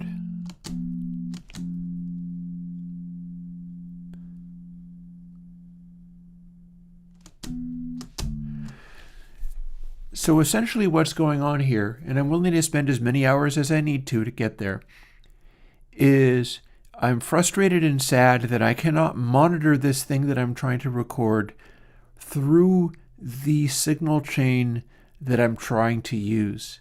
With any of this other stuff, or with hardware outputs, I can run the audio into an input, which is one of my ADCs, it's one of my converters, and monitor it through the plugins it's going to be using.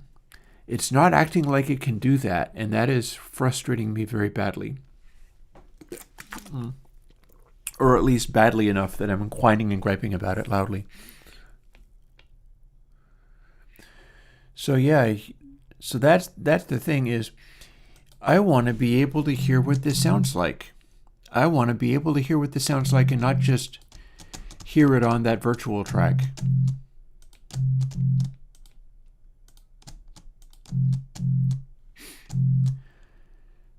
So let's see what the thing was that I did last time.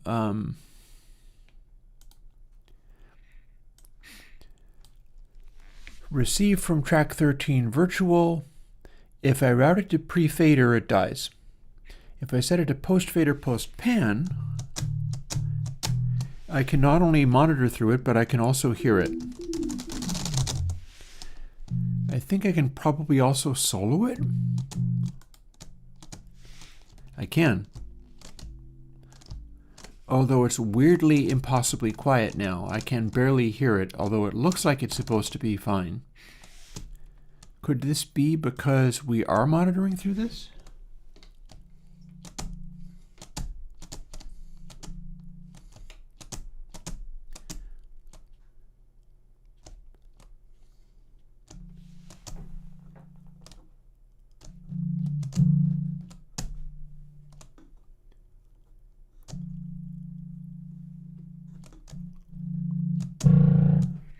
Okay, so this is the noise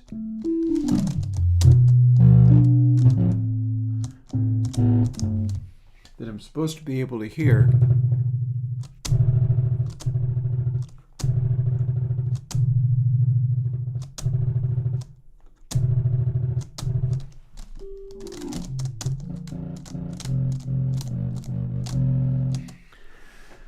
So what's supposed to be possible to make happen is if I've got it soloed like this, and remember I don't get to mute this track, so what I'm going to have to do is solo literally everything else. Oh, I know, I'm making it do that on purpose. So here's what we're doing.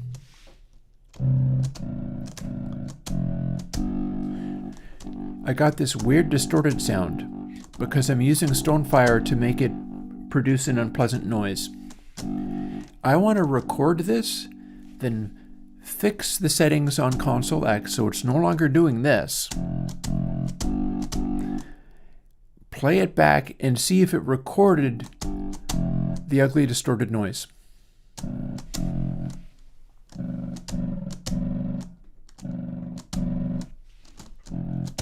I think I was hearing some verb, yeah.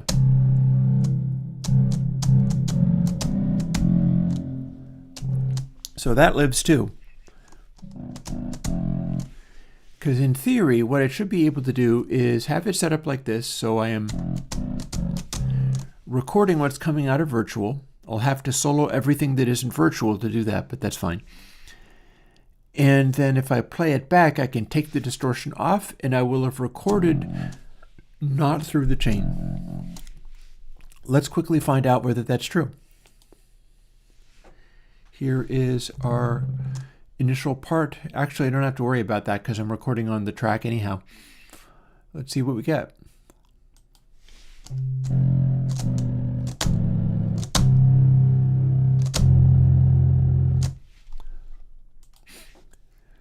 And if I play it back with it set like this, that's what you get. But if we now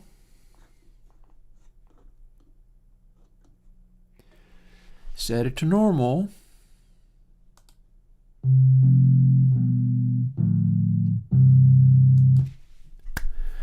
Got there.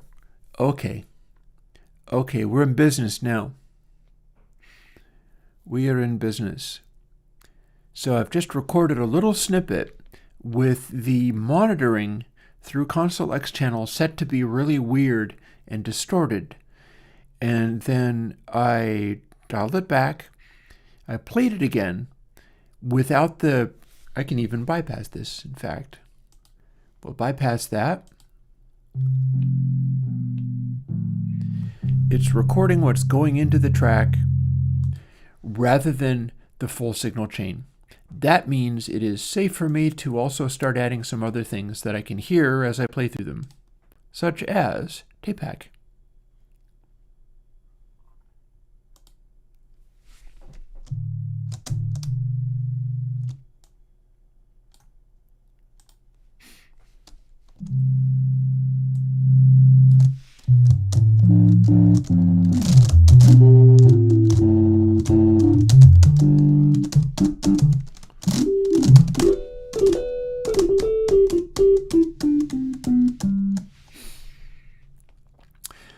And we'll write it. Let's quickly dial in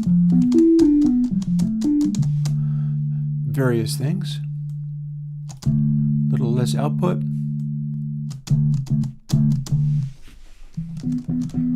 Let's quickly play with our Stonefire again.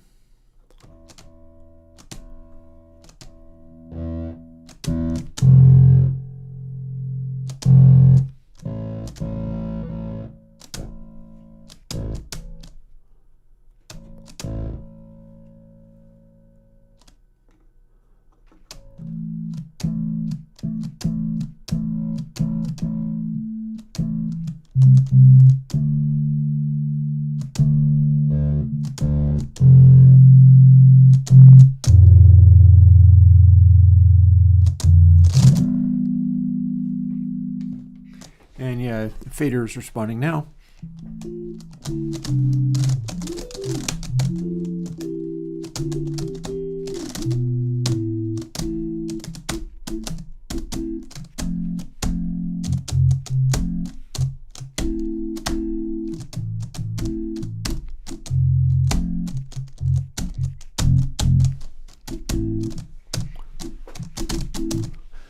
So I could play something like that, I suppose.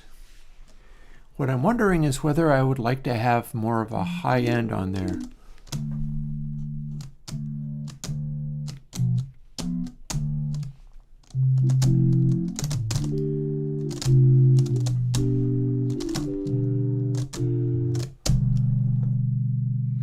I don't think I can really get that.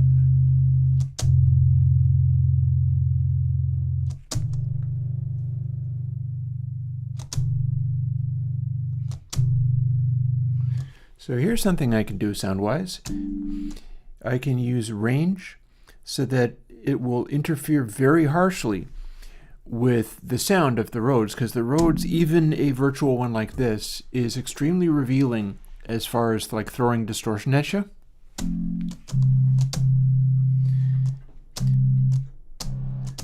And I've got it having an extremely strong effect.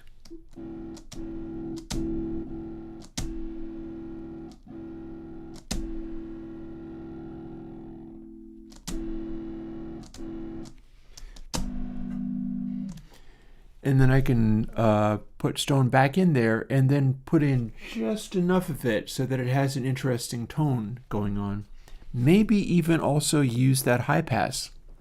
The high pass might play a role.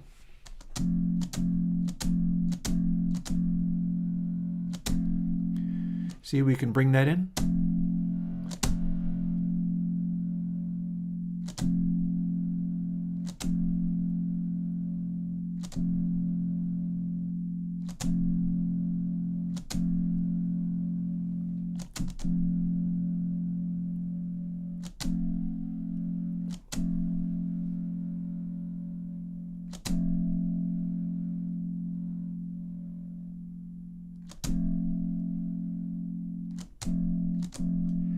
Doesn't want much of that.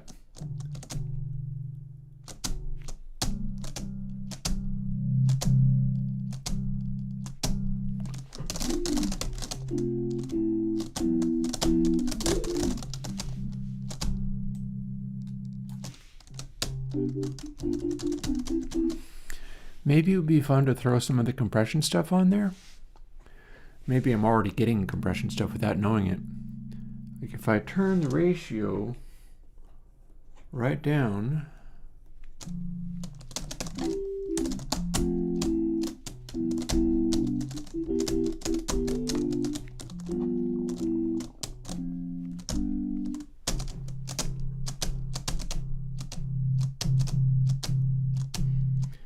we'll give just enough for the high pass. Come to think of it, I can't do a damn thing with Stonefire here because it is just too sensitive.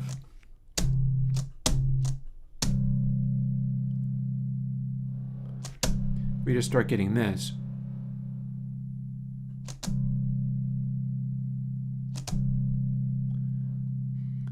Okay, that's weird. With that one, you only start hearing it when you're subtracting.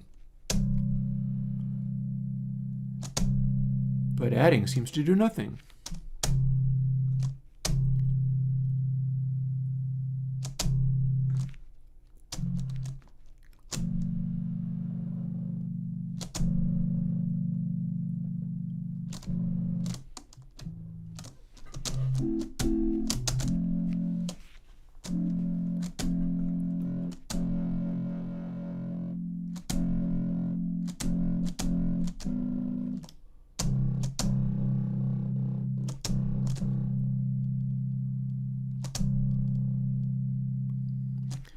We'll give a nice sort of buzz that sounds like there's an amp there.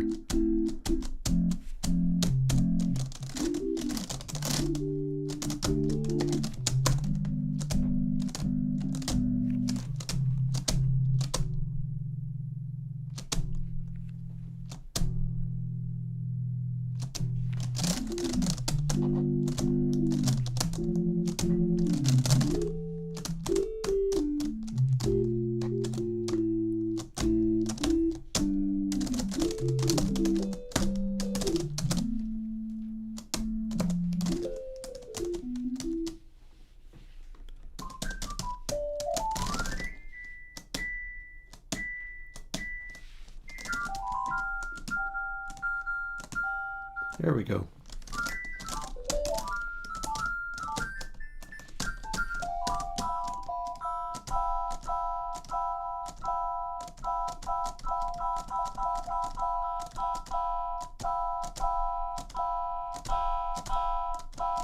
Here we have top dB for even more. Maybe it's like a Rhodes through an ampness.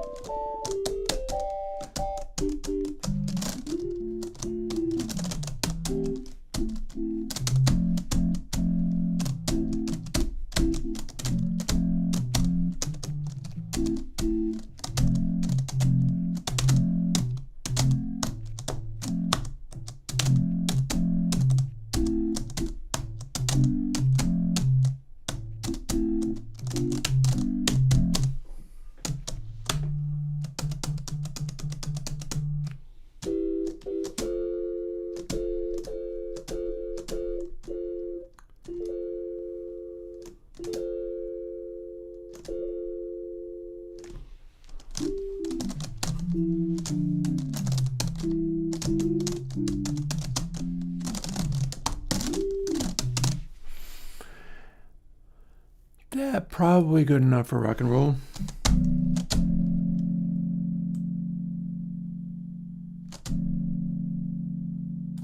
Just a little density.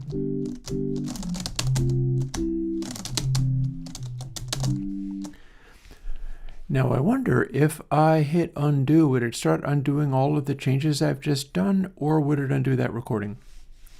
Maybe it'll even tell me. Edit, undo, yeah, undo, close, FX config, undo history. Looky there, there's undo history.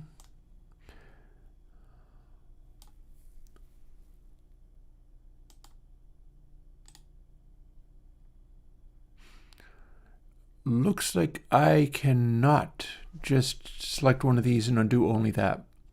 That's fine. The thing I have learned, however, is I recorded that track freaking a long time ago.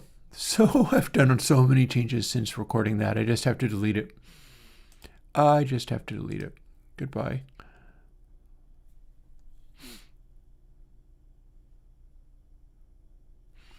Tape Hack is indeed yet just a wave shaper. It is 100% purely just a wave shaper. Boop.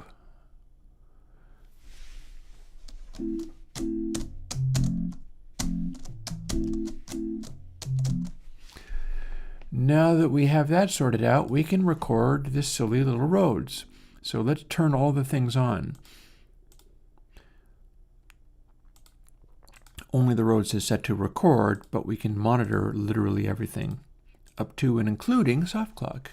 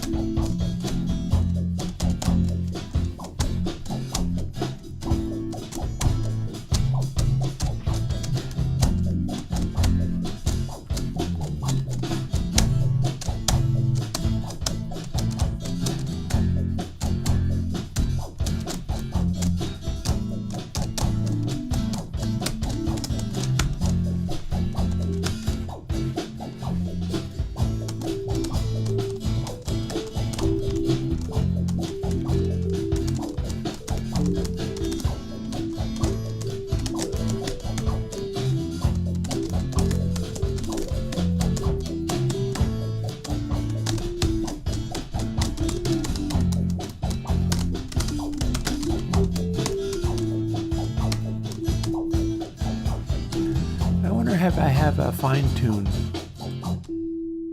This feels flattish to me. I wonder if I can do something with it.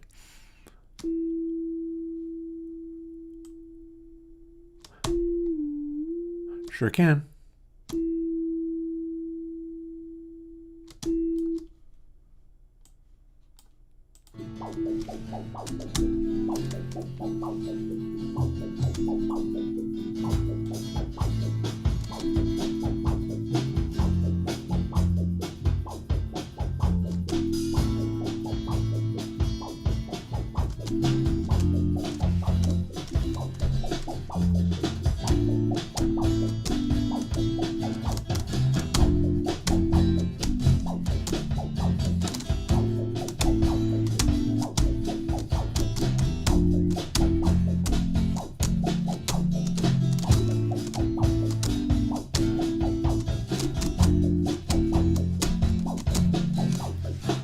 Don't know if I'm down with that, but it's fine. Well, the thing is, it needs to feel right. Whether it is fairly likely, since I tuned the other instruments with a tuner, which is presumably set to tuning, that was very likely in tune. It's just that it was in tune and didn't sound like it was. So I will see whether I can do something with it.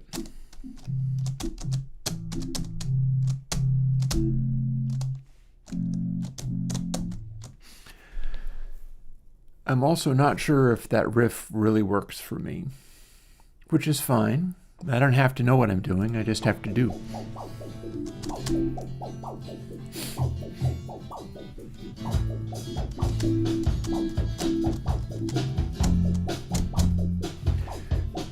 Tempted to just try to do the acoustic guitar part, but as a Rhodes.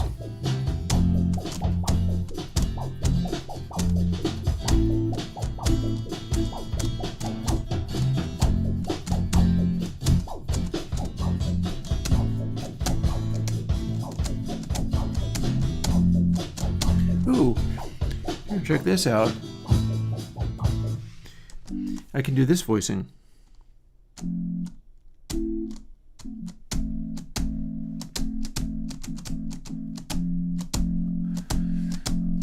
I'm only moving one finger.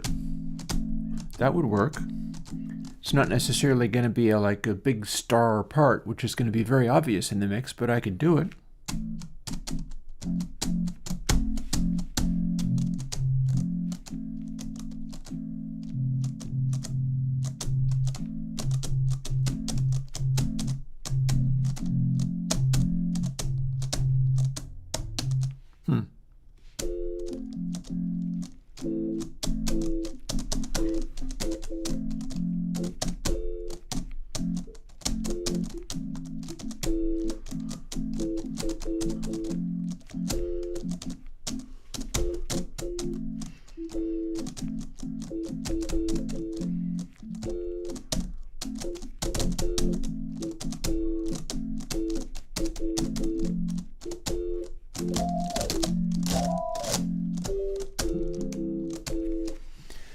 Tempted to just go with the one-hand minimalist take, though.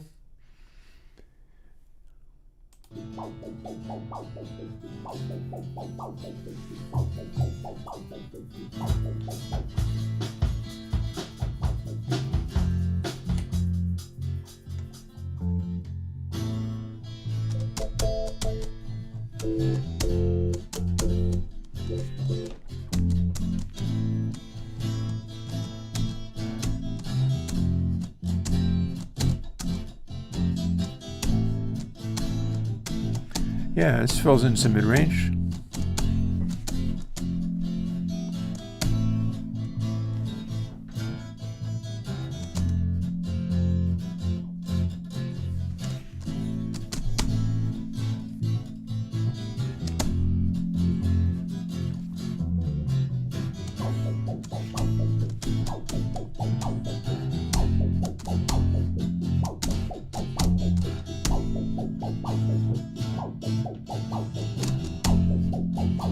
Or I could have it sustain like that.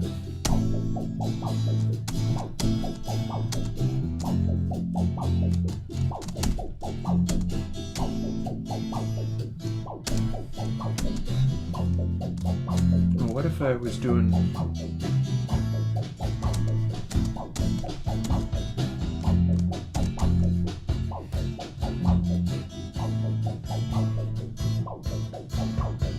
So there's only my kick.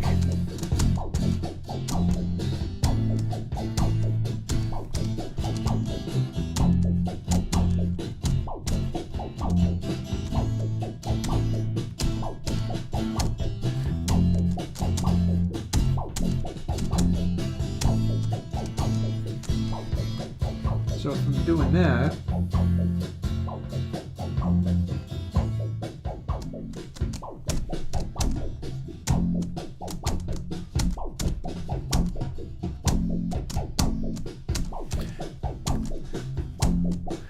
I can try to use it to reinforce the kick, add a little body there, even though it's not actually part of the kick track, nor can I guarantee that every bit of it will play the same, but if I'm listening for this,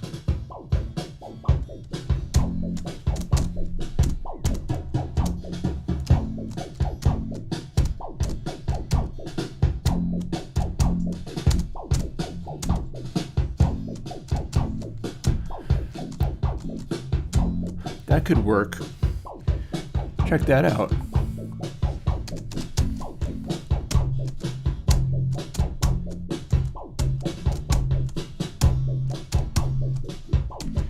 Yeah, taking it an octave down doesn't help.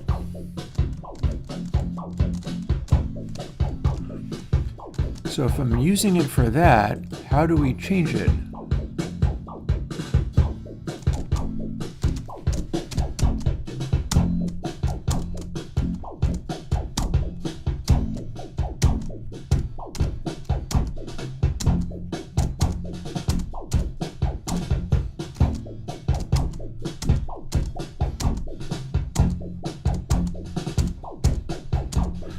Yeah.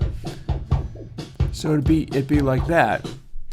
It'd be about listening for what the kick is doing at all times, just playing these simple chords and trying to make them be percussive using the low frequencies of that Rhodes in a way that would end up getting buried in the mix. like I'd be hiding it in the mix. But I can add a little thump to the kick drum and turn it up real loud so I can hear what the feel of the kick is doing. In that way, I'm more likely to sort of be on top of it and be able to link with it. Because remember, this is all about trying to sit where the kick is sitting in the groove so that it can reinforce it in those low frequencies in a nice way.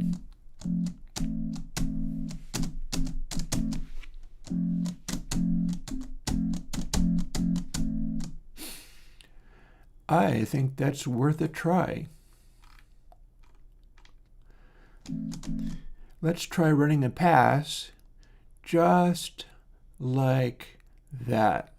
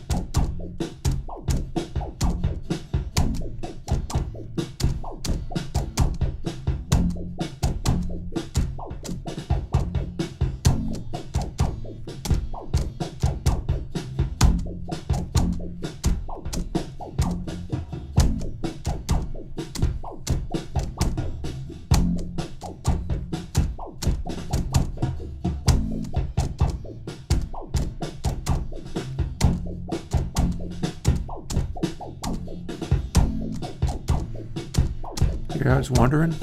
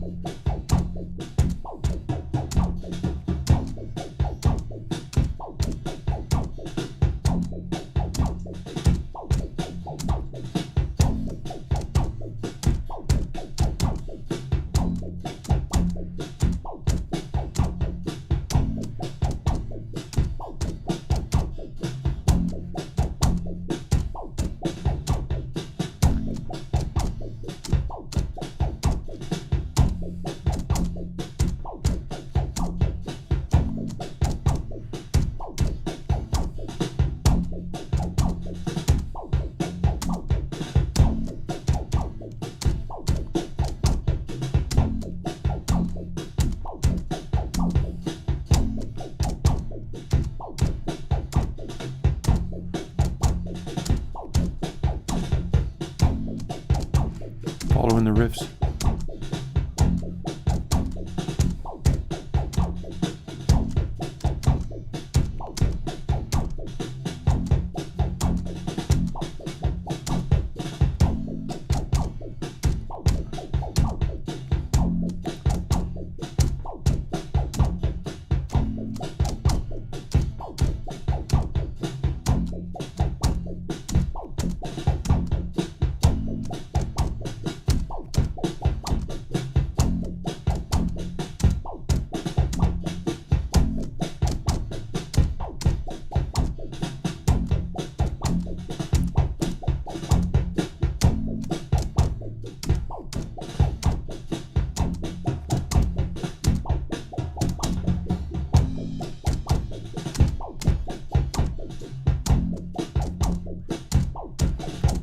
Get tired too.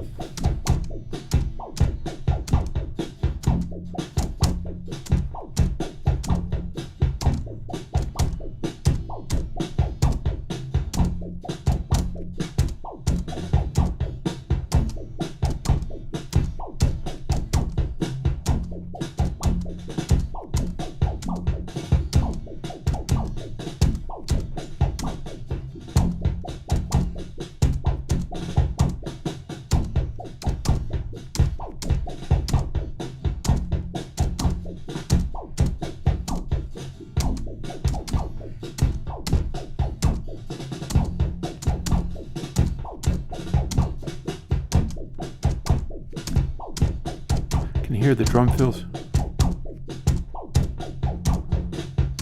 Give me a guide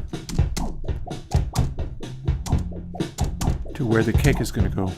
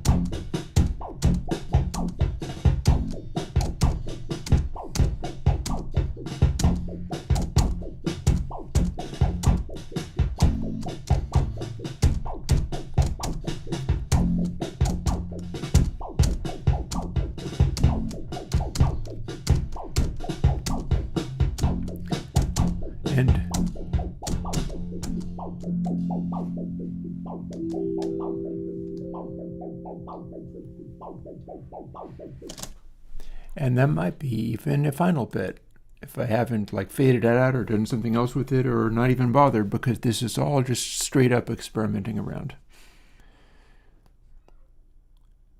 So what would the next thing to do be? Well, I'll tell you. I think I just only duplicated the one track. Yeah.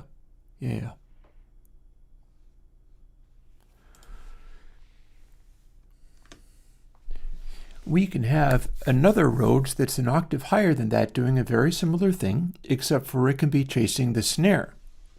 Not fills, mind you, but I can try to chase the backbeat with also a Rhodes chord and see what we get. So that's going to require a certain amount of fiddling around with all this.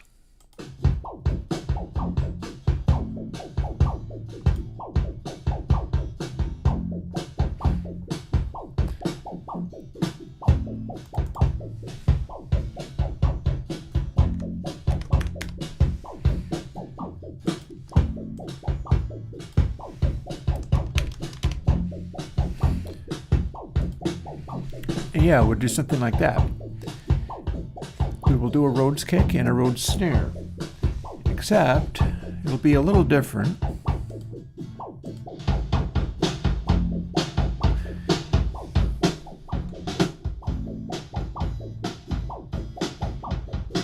we're still definitely listening to that drum kit. The duplicate track should still be receiving what I'm playing.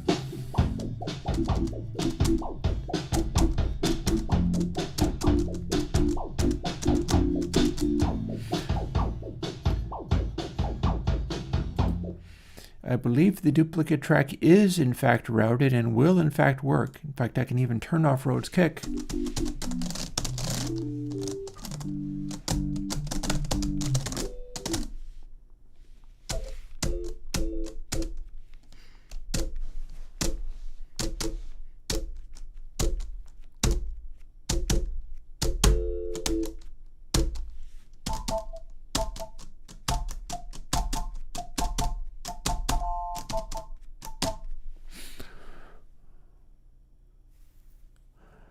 I don't know why Mini is different or yours is different. Oh, you're following along? That's interesting. I can't blame you after all the confusion that was happening earlier. So now that we have this going again,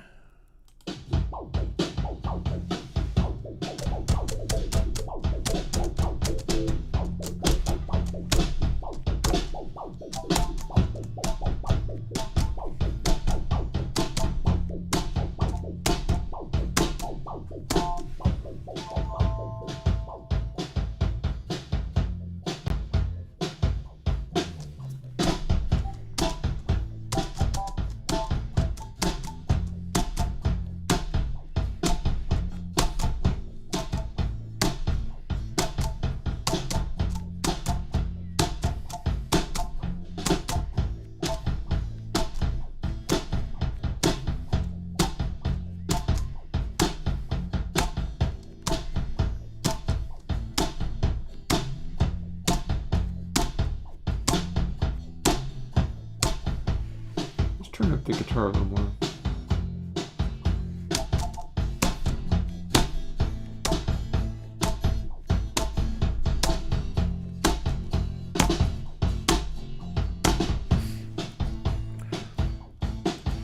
So this time around, the job will be place a really brief little Rhodes chord, like literally on top of the snare.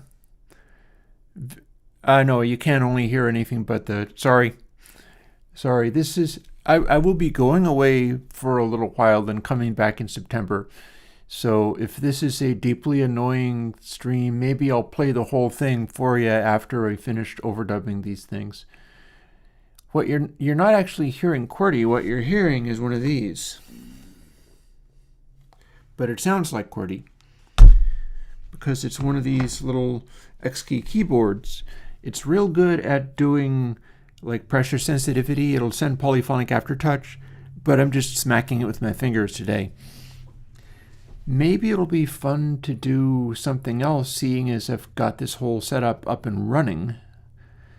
I keep overdubbing things in hopes that they will work, which I'm sure they will.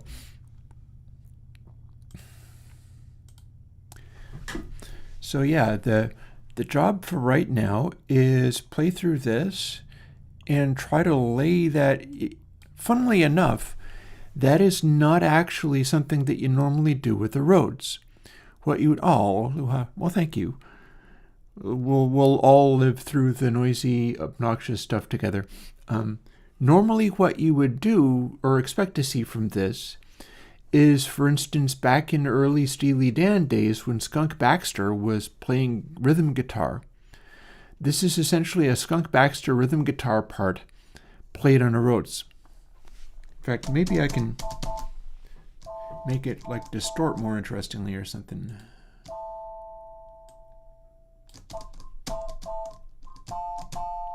How does it sound?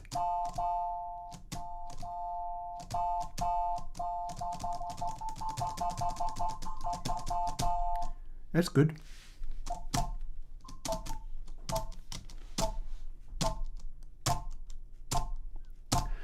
So I'll try to do that for 7 minutes, is just keep that incredibly brief little beep in there. I think I could also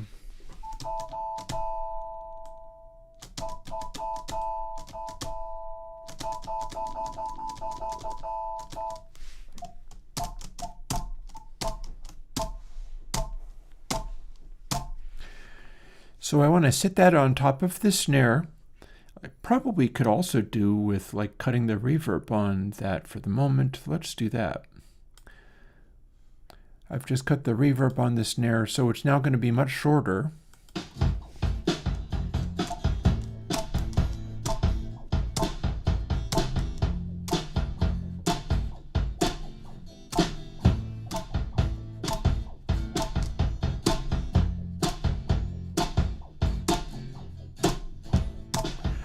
Like that. Like what I need to do here is sit those little chords directly on top of this. This is going to be another one that gets kind of buried in the mix. And if I can sit a little bitty chord like right on top of the snare. That's similar to what Skunk Baxter was doing in early Steely Dan. I'm trying to think of a particular song that really jumps out in. My Old School, I think. Bip, bip, bip. And I could be playing that on guitar. In fact, I could throw a guitar onto there. But I enjoy the idea of seeing as I have a low frequency Rhodes thing reinforcing the kick to the best of my ability. I'm now doing an entirely separate thing, as if I was Rabbit Bundrick, able to play with both hands at once. Which I'm not, because I'm not nearly good enough to do that, but I'm good enough to do this, or at least try. And really, what more do you want? We can but try. I am off and trying.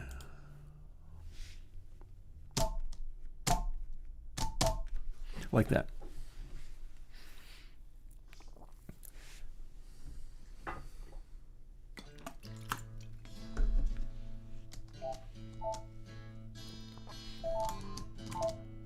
Oh, wait, one further thing.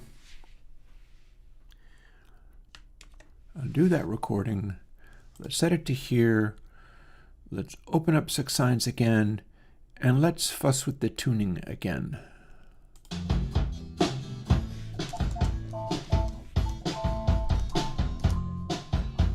Now it sounds too sharp.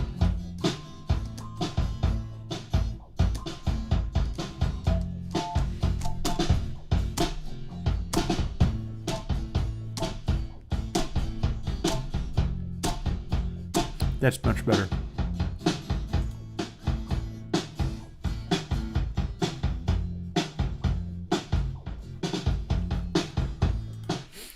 So I'm setting it up so I can barely hear the acoustic guitar and bass and so on, because mostly I just want to hear the snare overbearing everything, so I can be forced to try to get it really close. And I'll see what happens, and I may go and take a pit stop briefly after this, but for now, let's see if we can get through this one.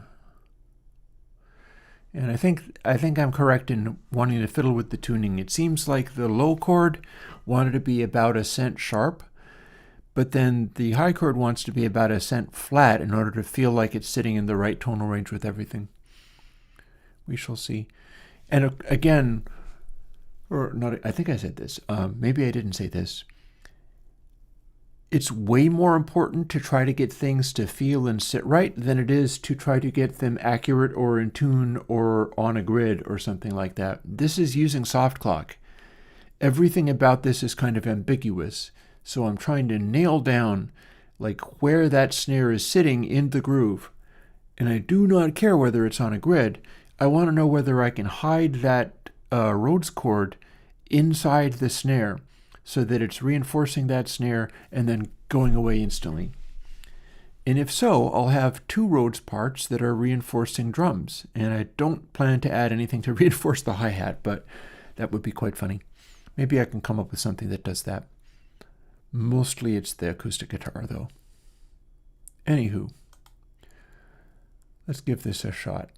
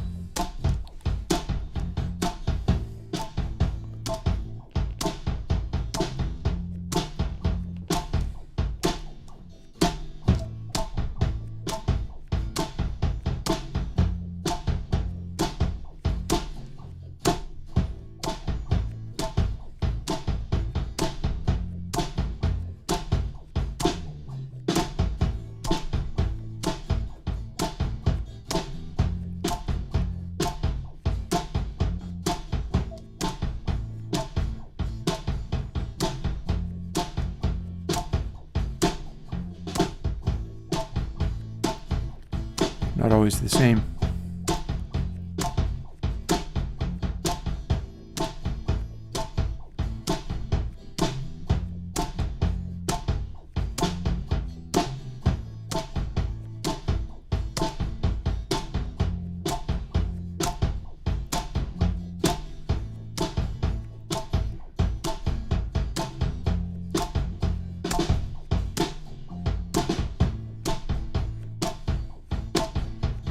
Should be a little back.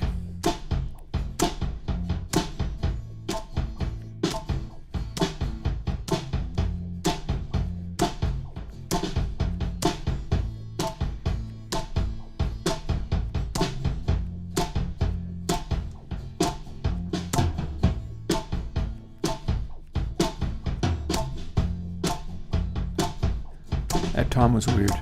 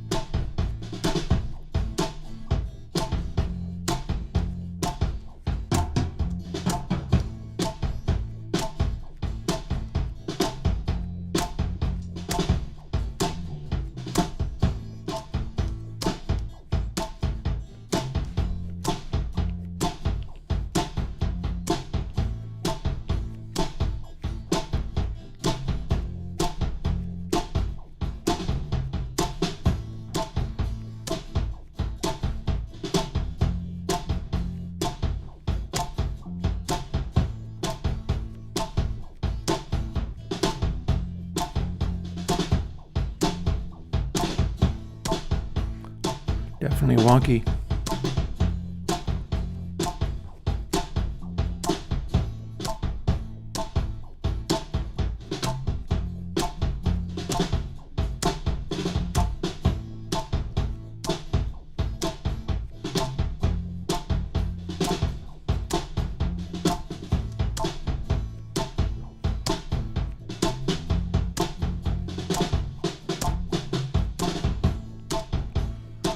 Yeah. That was lost.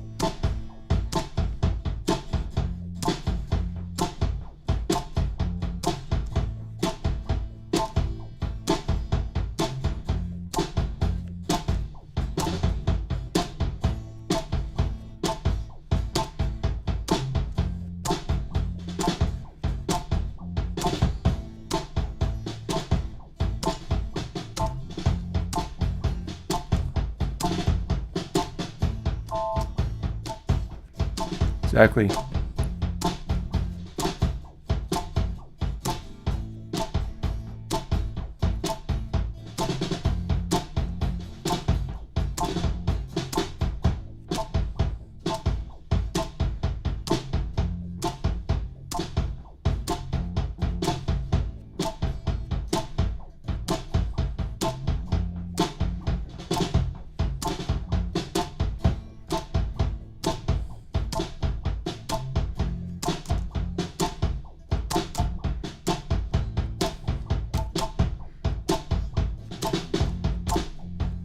Yep.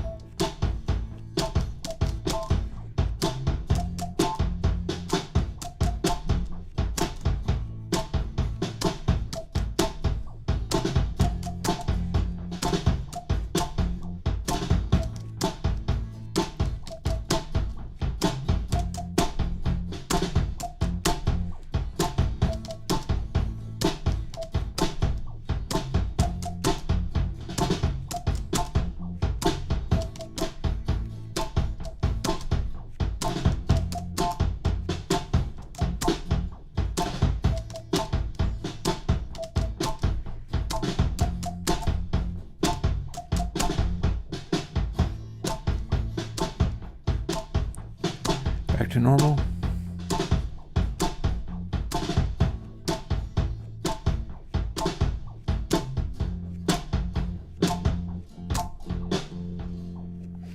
And done. So now this thing that we have done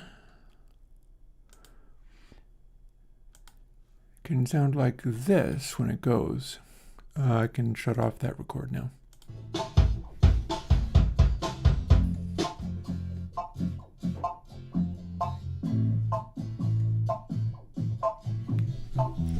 And they're both on the same fader because they're both colored green. Oh, gotta add the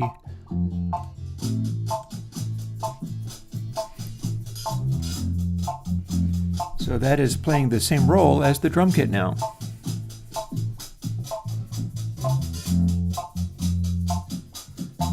Like this.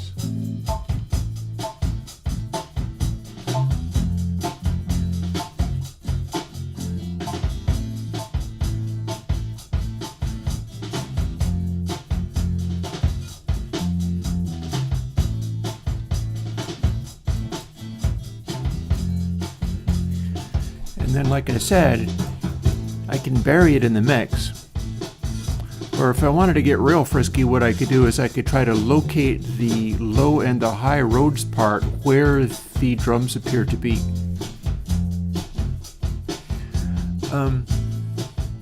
I've done a bunch of things that are like Gentle High's roll-off. D-Res is a rather aggressive Gentle High's roll-off. It really kind of is.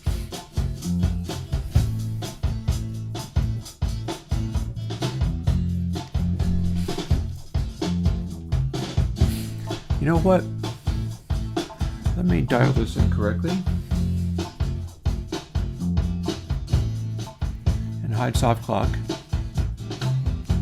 And put my reverb back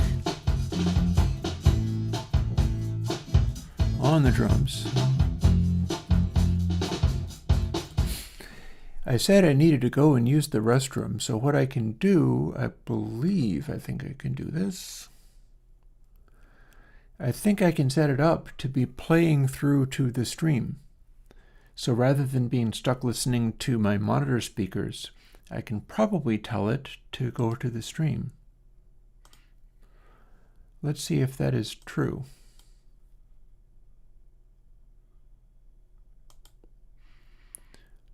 We'll mute that one.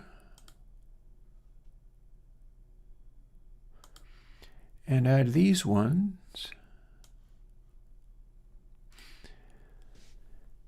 And yeah, let me just roll this. And I'll play it down. It'll probably go to S2PP audio capture, so you can listen to what I've done here with this quickly thrown together mix. And I will, I don't know, go rinse out my coffee cup and take a restroom break. And I'll come back and overdub something else, but this went pretty well. I feel like this went pretty well. And when you get to actually really hear it, it'll sound like this.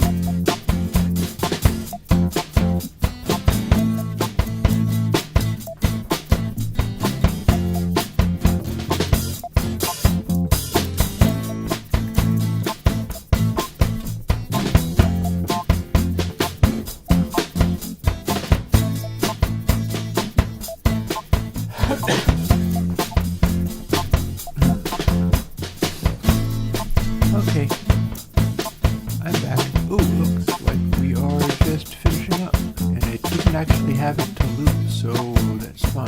Just finish up.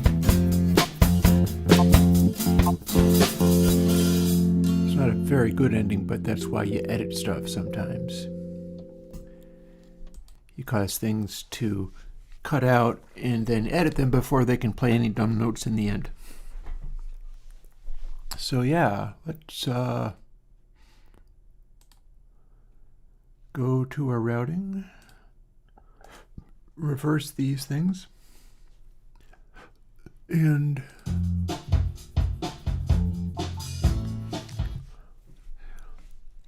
yeah, so I'm not going to play with the gain volume, so sometimes the Rhodes snare, the volume of the Rhodes modulates more.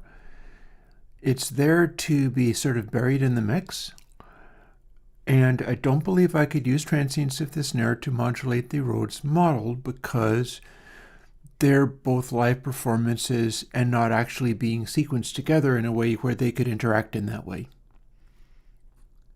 Probably what that tells me is I still have the Rhodes louder than it needs to be. And I think that's true. I think it correctly is louder than it needs to be. Although it's honestly the high one that's jumping out more, so there's ways I can deal with that.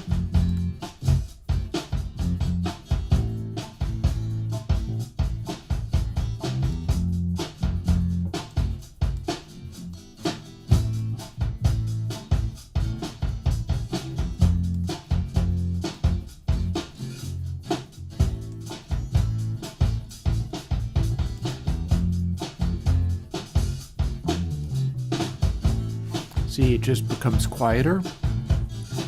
We can also turn happy B down to make it register as less noisy. And we don't need as much of a high pass.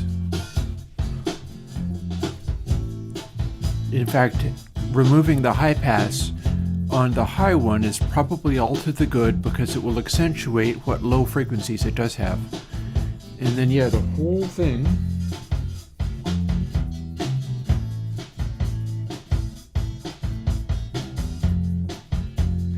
needs to be way more fugitive. That's its purpose. That's what it's there for.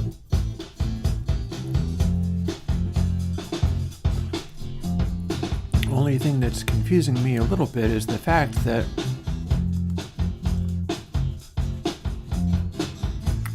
I feel like I can't hear this one doing anything.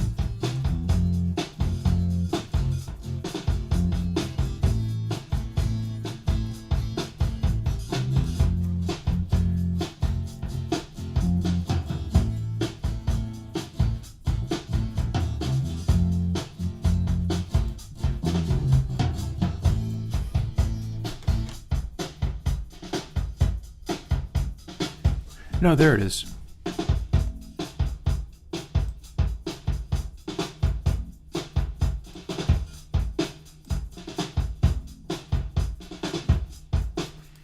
It's much harder to hear because the kick is heavier than the snare is.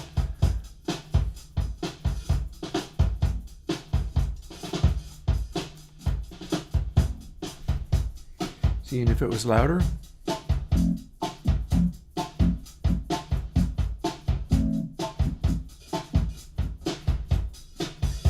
but the idea is you just totally hide that one.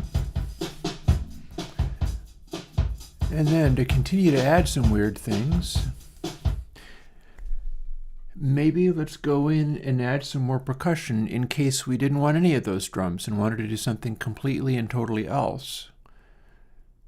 That said, I could include it on the brown color coding. I'm thinking to myself what I would want to do with that. For instance, one of the things that would be fun to add is throw in more of electronic percussion type of stuff. And if I do that, I don't need to worry so much about the all this routing and such. I can turn that off. I probably no need to get back to it. And ask myself what kind of thing would be good to add, and I'm wondering whether maybe I could try a four on the floor techno styly thing, something that would be more of just a 100% low frequency heavy kick, but also one that I'd be playing as a hand drum. And yeah, the whole purpose of this kind of thing is, if I do it properly, it's the sort of thing where you can be vibing incredibly hard to it. Because you're chasing the, I don't know whether you call it timing and positioning, and you're chasing the groove of it. And because there are so many different sounds kind of trying to track the same groove, it's constantly throwing surprises as like the drums fall over and play wrong for a half a moment, but something else is also playing at the same time, so that hits first. And things also kind of try to chase each other. Like those Rhodes things that I was doing were very much trying to chase what the drums were doing, and the drums being like hickory 2B sticks and a full-size bass drum and so on. It was a loud playing. That was harder to do in a groove and a rhythm because I was laying into them so hard. So I got tired. And also when I was throwing in weird fills and stuff, the fills would sometimes be wonky and I'd be sort of wrestling them back onto the beat and doing the best that I could. Because it's too soft clock, it wasn't that unsettling. But all the same, the fact that the drums were doing that made it more challenging. So supposing that the drums being this brown color, I'm really wondering whether maybe what I can do is leave the color, make another track, like this kick track is a mono track. So if I duplicate the kick and take out its file, it hasn't made an extra file on disk either, it's just another link to that file.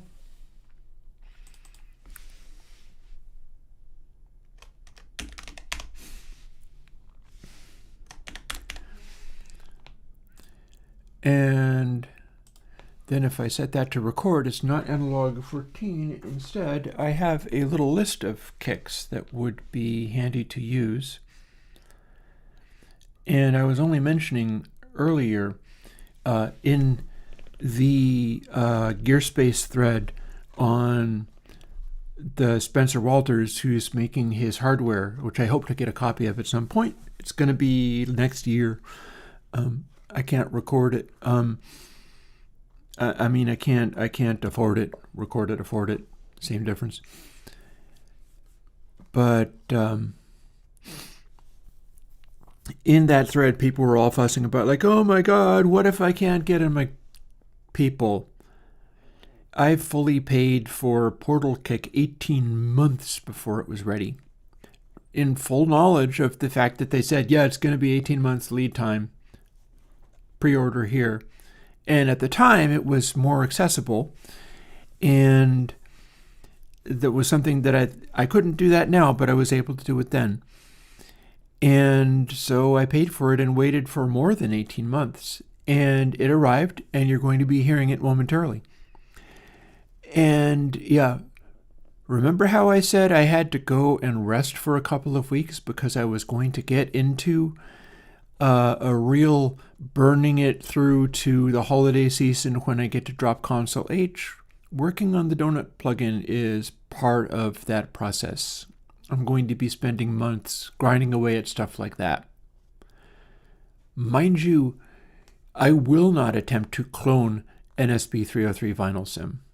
I just think that there's probably stuff similar enough, but something that I can do.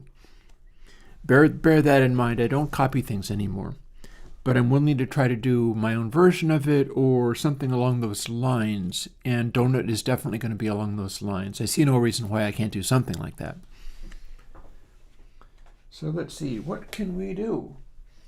Well, one of the things that we can do is go and find what the input is that I'm going to want. So it should be input mono number 1.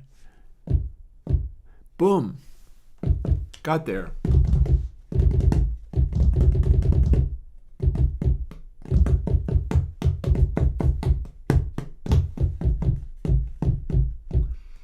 So what's going to be a good sounding kick to go along with this stuff? Let's mute these drums and pretend that we're only dealing with the other things.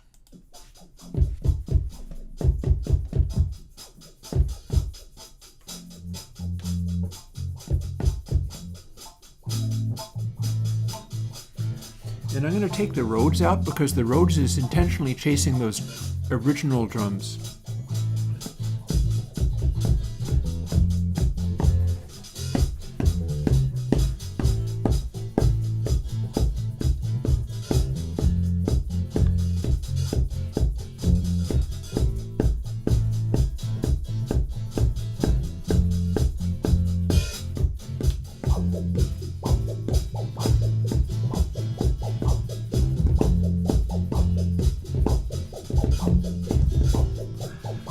And I'm going to try to not jam on this because it needs to try to behave like it's a 4 on the floor.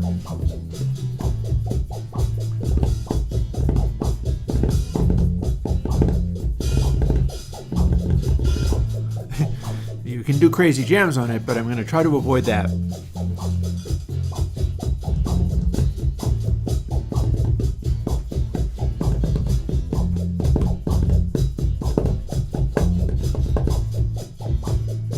Also, I wonder whether I can adjust it.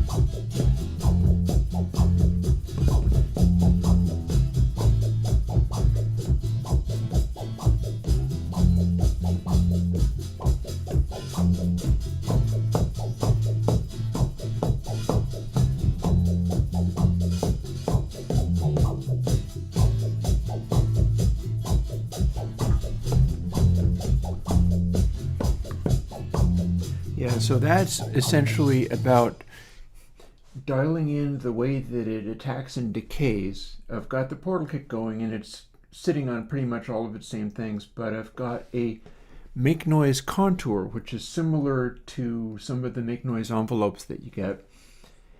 And it's got an onset and a decay and an exponential thing.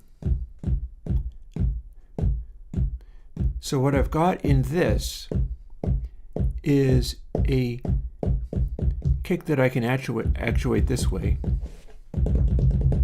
Also, maybe let's play with some of these things because these are copied from the previous setting, and I'm not necessarily going to want that previous setting, am I?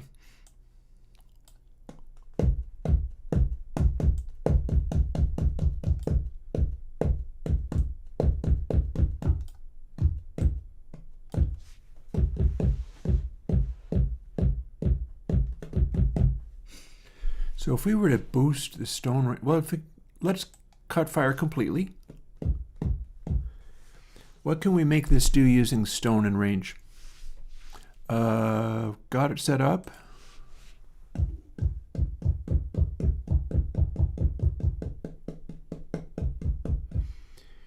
I can have it only rumble.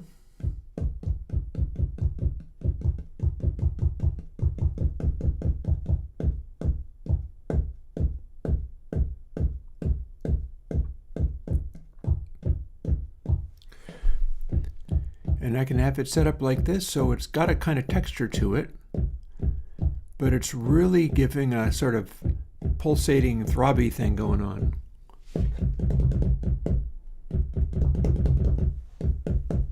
I like that.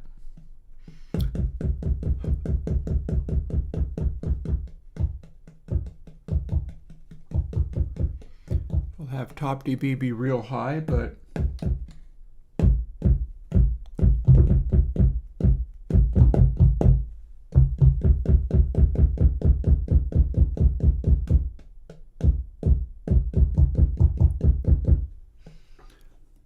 let's make damn sure the ratios aren't kicking in.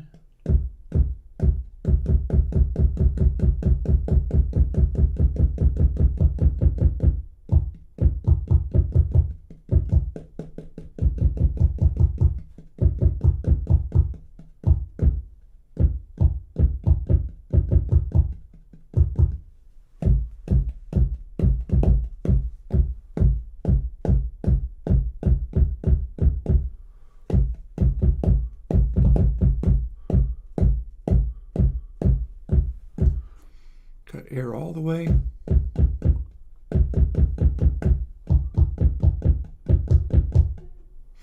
And then if I start bringing fire back,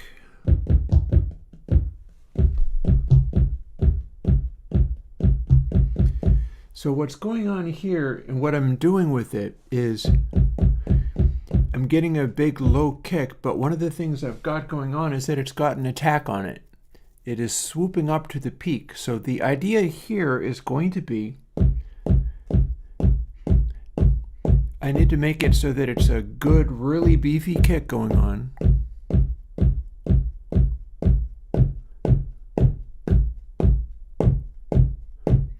Notice we have variations in tone, and that's probably fine as long as they're not too wild.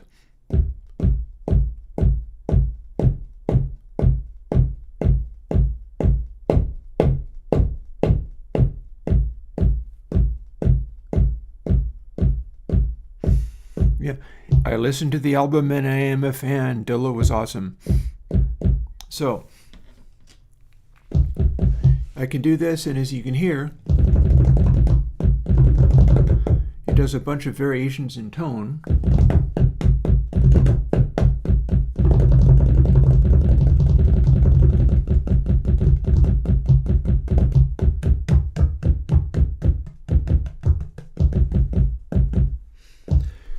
But if I pick exactly the right place, the idea is this is a kick that has extremely long delay on it. The attack on it is building up to its main whump weirdly slowly, which is similar to some of the stuff that Deadmau5 has always done. He has always done kicks and things where the peak of the kick is not like necessarily right on the front. It sort of swings in. And my hope is that I can do this and have it groove along with the probably bass and acoustic guitar more than anything else. I'm going to ignore I may or may not ignore all of the hat and shaker and stuff, although those are what I would want to be there when I was finally finished with it. But I'm going to ignore the Rhodes because the Rhodes is chasing Real Drum Kit as hard as we can. And this is about a separate approach to Real Drum Kit. And leaving out Real Drum Kit, like it is literally muted to the point where I could also simply mute those two and be like, we're working on just filling out something else. And if I can do this and have it groove with the track rather than be late, that's why I'm playing it on a hand drum. That's why I'm playing it on a big wooden thing with a piezo attached to it, is so that I can hopefully dial in to where that's meant to be sitting in the beat and adjust where I'm hitting with my hand so that it will whoomp at exactly the right moment, neither coming in late and sounding slow like a bunch of what they call krautrock, Tangerine Dream and etc. A lot of the old sequencer music, a lot of sequencer music with heavy bass has the bass be stupidly, incredibly slow. I should be able to do better than that. Because I am not sequencing it. I'm essentially playing it with my fingers and listening to the output in hopes that I can make the thump of it groove right with everything else. And yeah, that is the hope. I want to see if I can make that happen.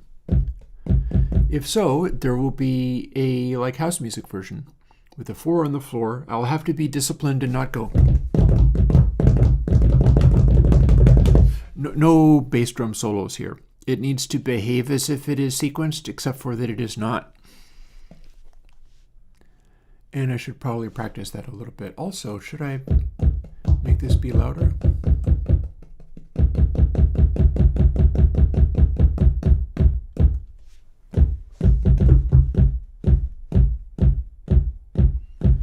The nice thing about this is I can adjust that later. If this is too loud, it's fine. Maybe I even want it to be much quieter. No, absolutely not. One of the nice things about this type of setup is that if I needed or wanted to, I could be recording a guitar and turn up the gain so much that it would feed back while I was playing, and then turn it down in post so that it was a feeding back guitar with maybe a clean sound or a less overloaded sound. Anywho, I need to see whether I can make this work. Let's see what happens.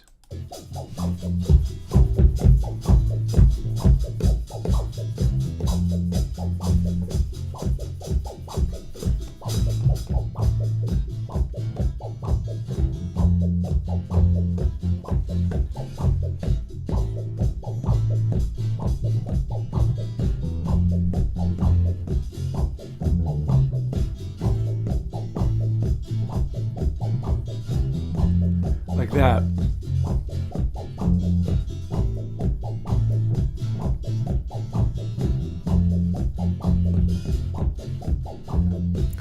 Without any fills. Because if I can do this properly and have it sit just right, next thing I can do is go through and add a clap. And a clap will do the job of acting like a snare. And the great thing about a clap is that it will sit back in the beat no matter what, even if you're sequencing it, even if it's a machine clap, just by the very nature of what a clap is, it sits back in the beat, much like you might put a snare.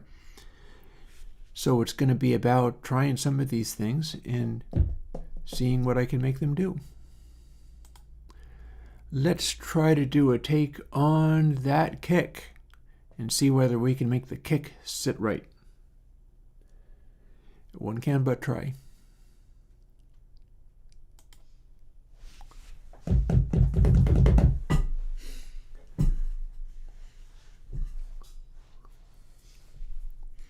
I hear sniffles from my acoustic guitar track.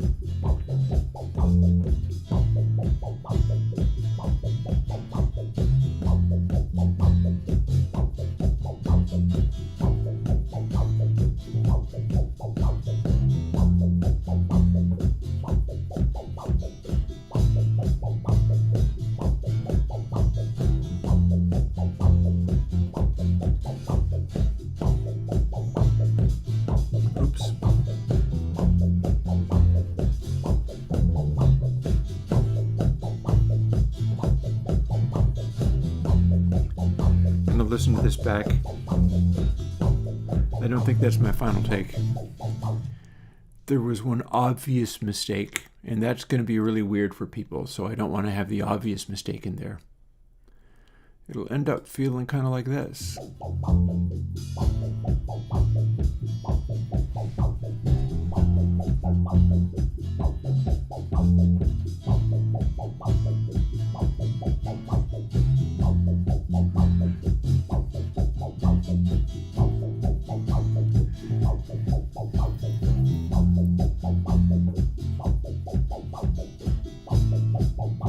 You can hear how that kind of comes in.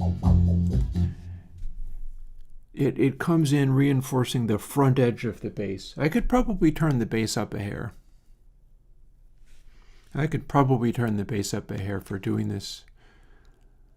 Why did my undo not get you? Well, the second one will. I must have done something.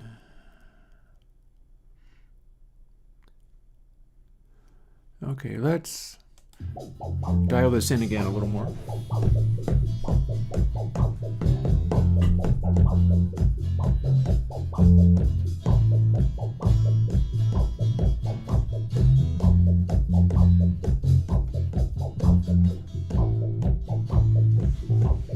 Maybe I'll leave out the hats.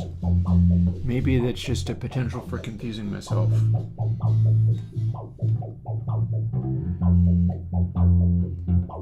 could do this one while listening only to soft clock in the bass. I don't know why I have so much reverb on the bass.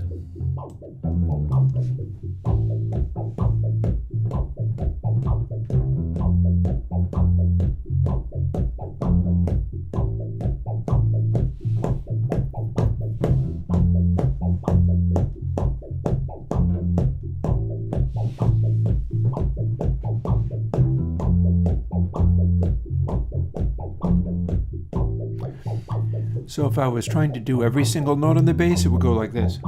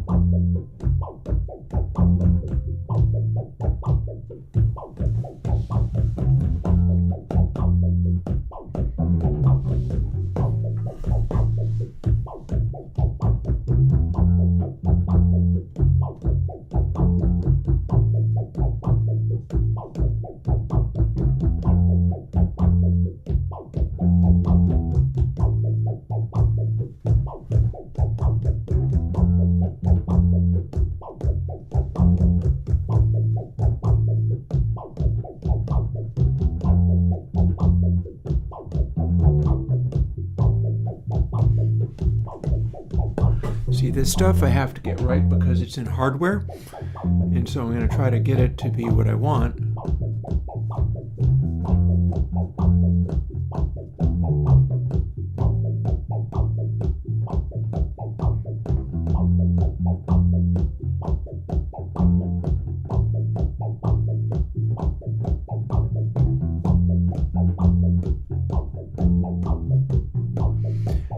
See, if my hand hiccups even a little bit,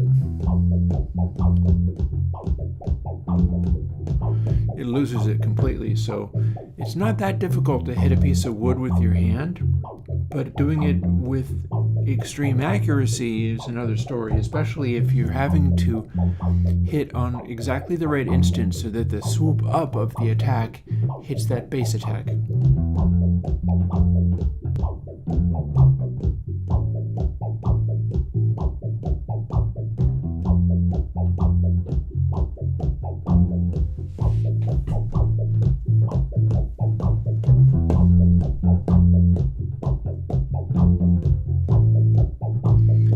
Needs to do it like this.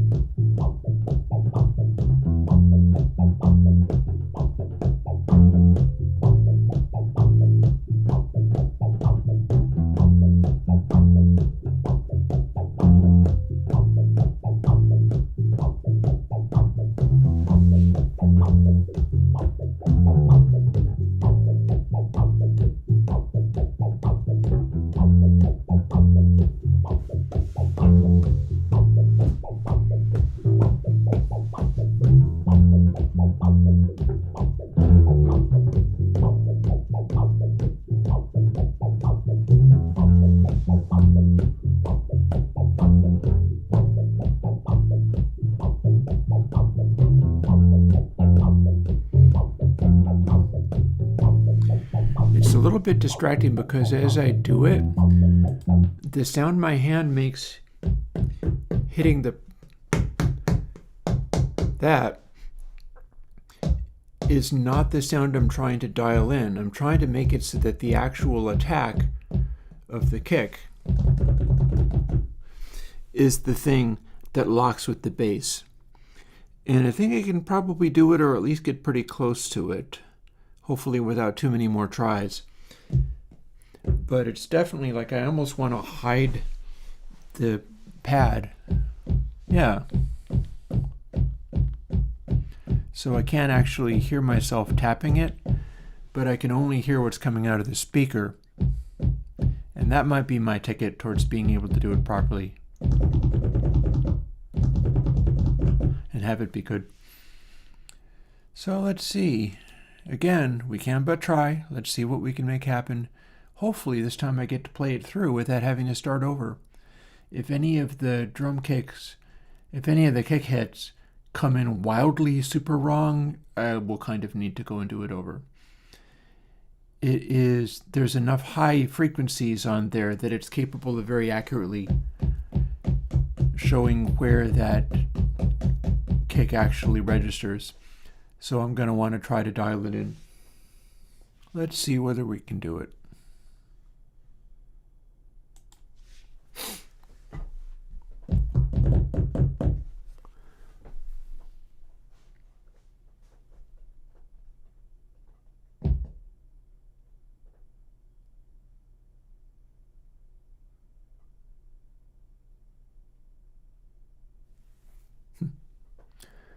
Can only hear. There we go.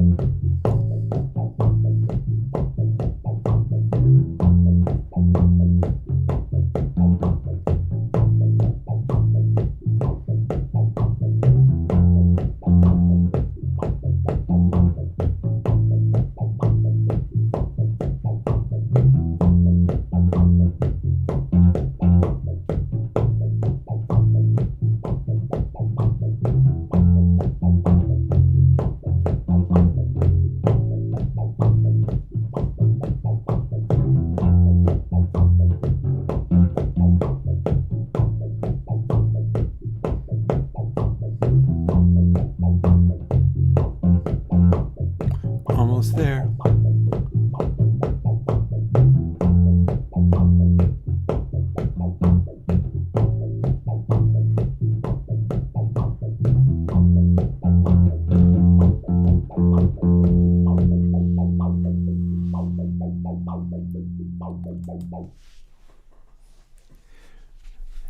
That 4 on the floor, hand played, should be interesting to see how that works out.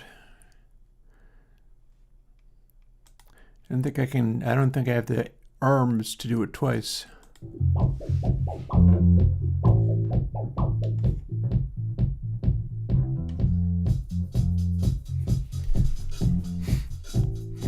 So you get something like that.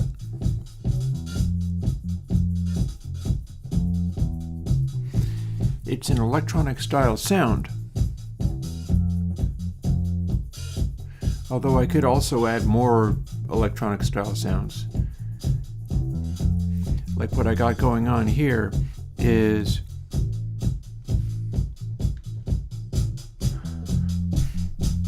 I could be doing that and just throwing in regular hi-hat.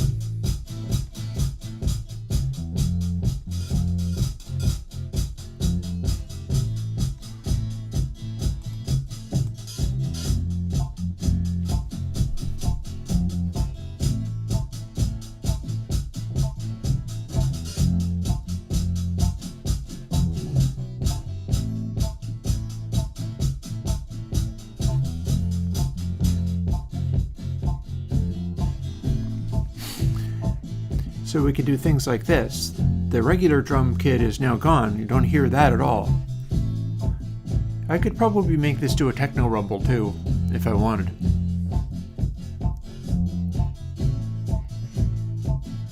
But it is a electronic style kick that is chasing a live bass, and I suppose to some extent the acoustic guitar. If we didn't have it, we'd have just the bass. Oh, dub sub is extremely strong for... You know, I do think I have something like that. Let me think for a moment. It is not super recent, but it's not exactly old either.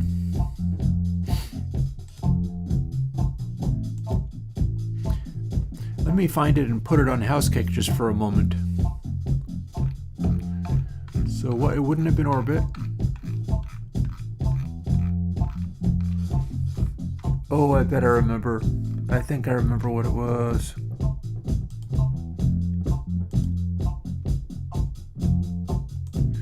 Wait.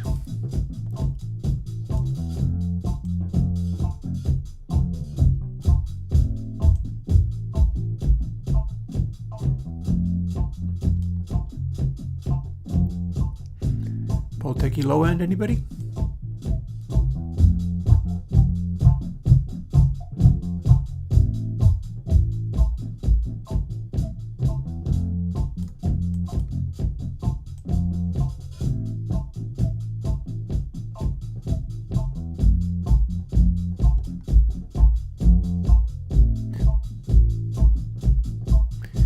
How's that?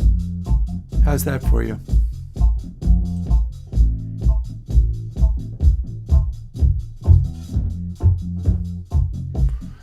Mind you, I'm pushing it so hard that I'm distorting like crazy, but that's because I was showing you what it does. Try weight. There you go. Okay, what's our next magical trick? Let's do a stereo clap.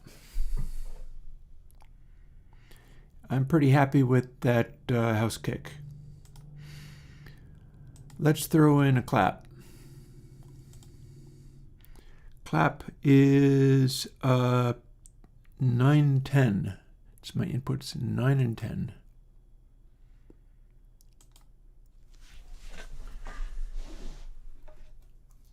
What I'll do is unplug the kick that I was just using. I can get even funkier. I could start putting in like synth snares if I want. We could play with that. I have a very decent synth snare idea going on. It's a Blue Lantern. Just for the moment though, I'm going to patch up our clap. So trigger, velocities, p&h log,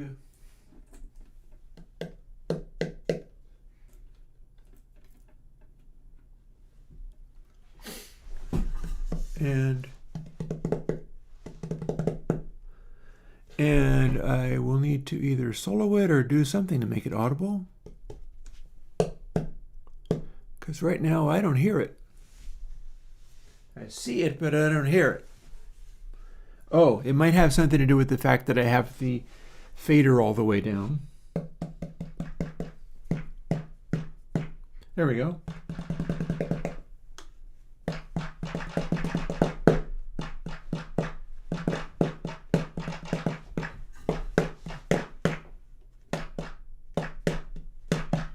I'm not going to use its reverb. I think I can do a better reverb. Let's do purely far verb for this one. Except for I can't hear it because we got to turn that stuff up.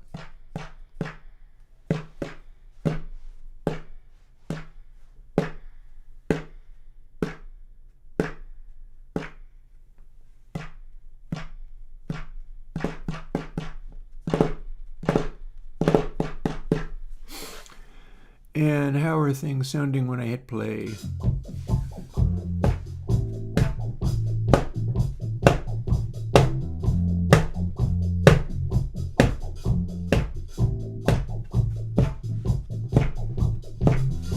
I'm going to use my left hand for this one because that's what I normally do a snare backbeat with. And it will want to sit where a snare backbeat sits.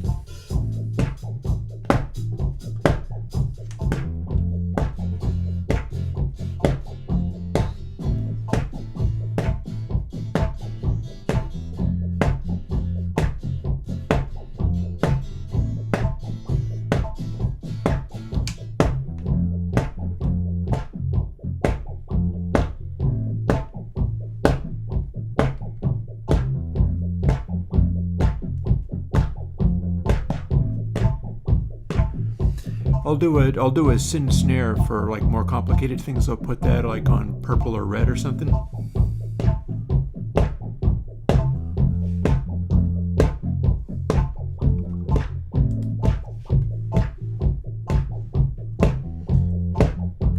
And we'll turn up that Rhodes.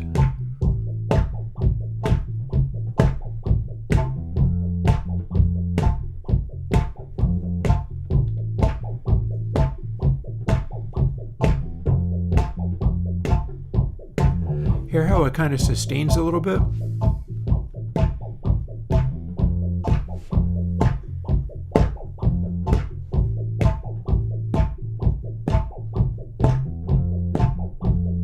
Or maybe I'll use my right hand after all.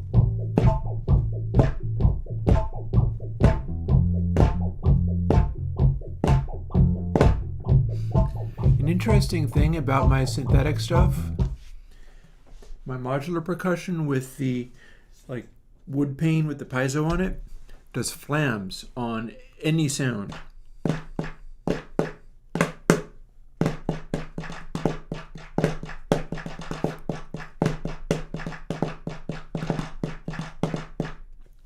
You can do drum solos and clap.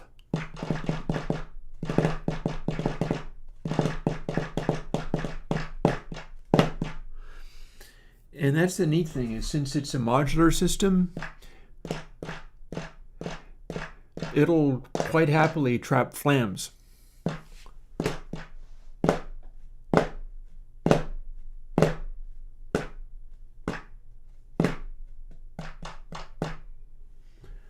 So I wonder whether I'm going to want to fuss with this at all. Let's play it again. Play it again, Flam.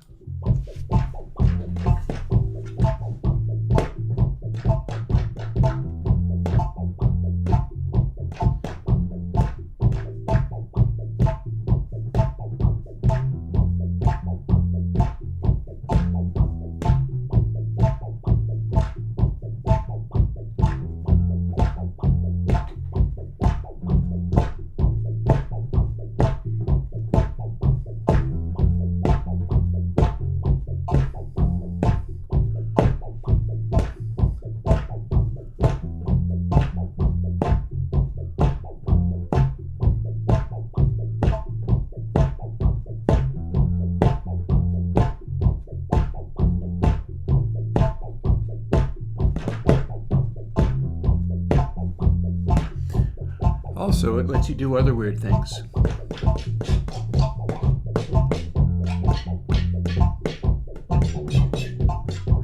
Broken glass.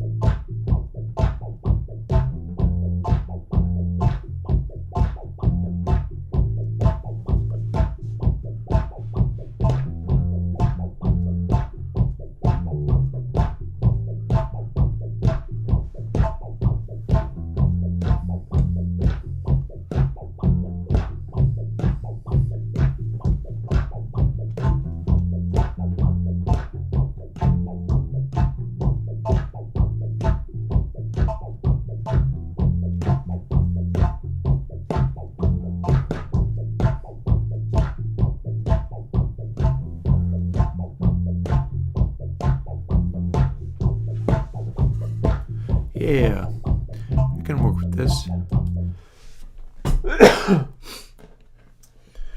You'll notice that I can hear the bass, but at this point, seeing as I'm playing a clap that has to sit on the backbeat, I've simply turned Rhodes snare up really, really loud for the purpose of playing along with it and trying to sit the clap on top of this Rhodes snare, which is also on top of what was originally the real snare. And oh yeah, no, I think it would be, it's very much coming from the original seeds of reggae being planted. And here's hoping I can make it work. I don't have to play as fast as I do for house kick. So that'll make it a little bit easier. And let's see how that works then. See, if I want to get frisky, I can start throwing in like a sin snare that is just all over fills and stuff. And maybe what I could do is listen to the hi-hat really loud and try to do sin snare that riffs off of what the hi-hat's doing. That might be amusing. For now, this is another one of those really simple ones. This is another one of those ones where I just wanted to sit on top of the Rhodes, which is, again, another hand-played thing. None of this is sequenced. That's the whole point. I feel like if I do this properly, I can take it to places where you can produce grooves that, like modern AI-based tools, will completely and totally fail to be able to do. And it's not all about having there be mistakes. It's about where I sit things in the beat. So I'm going to try to make that snare go, or make that clap go, and sit it like smack in the middle of the Rhodes backbeat, with some other percussive things, and of course the soft clock going to kind of orient and guide me. Soft clock is actually not set to the fastest time, because for this one it is trying to convey an entrainment, a swing, a speed that is not overly herky-jerky or rapid. So I've got soft clock at a fairly slow swoop. And I think it's working out. I think it's delivering the right kind of feel. But we'll see. The more I get of this done, the more I'll be able to see whether it's actually correct. Time to do the clap. Let's do a clap.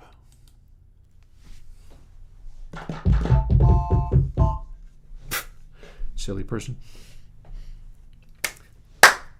Onward.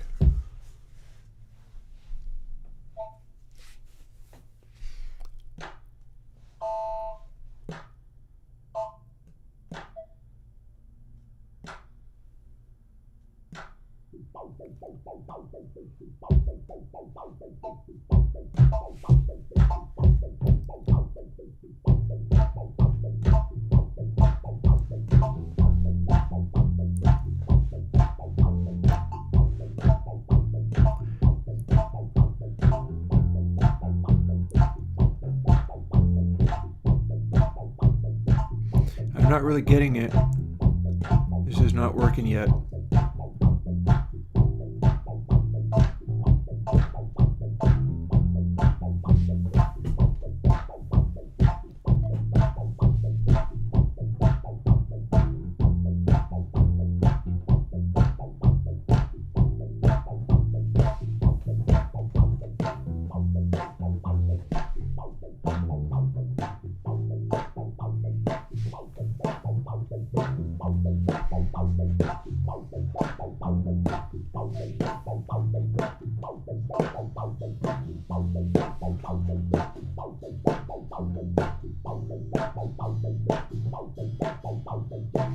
Okay, I think I found it.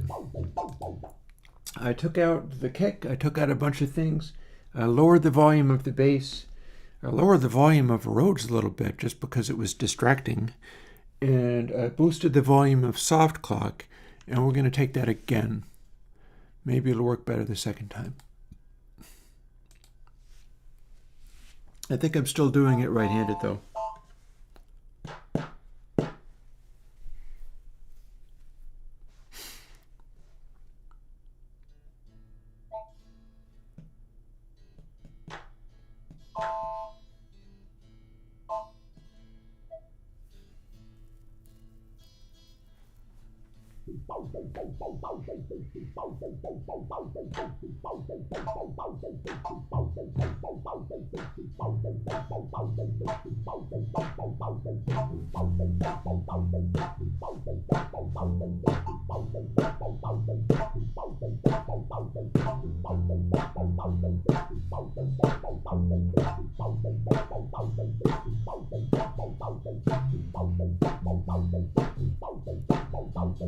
Better.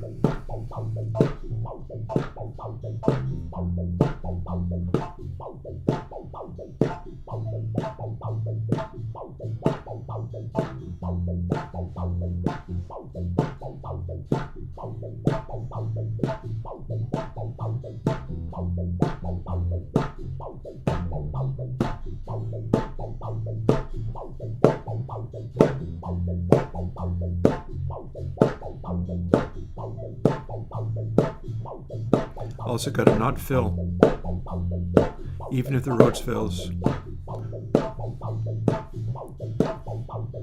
Got to not talk.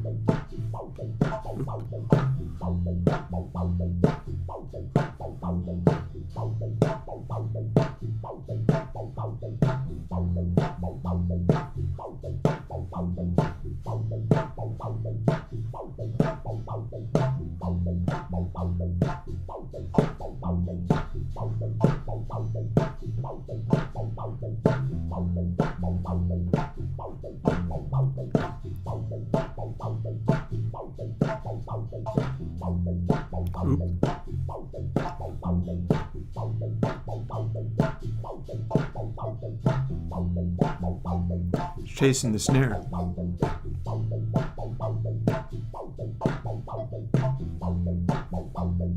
Tempting.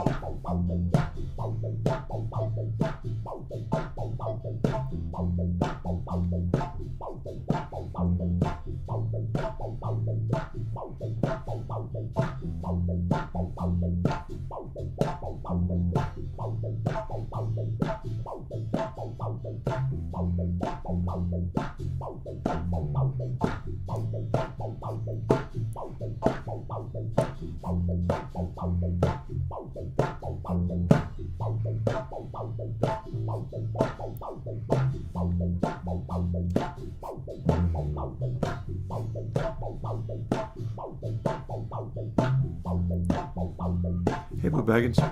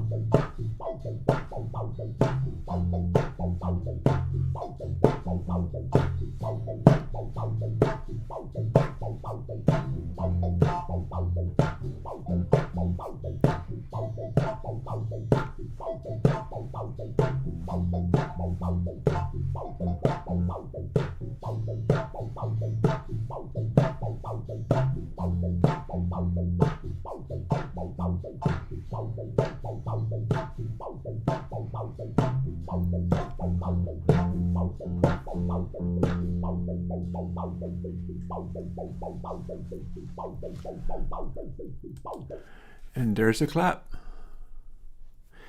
And Blue Baggins, I'm going to show you why not to do that. Check this out.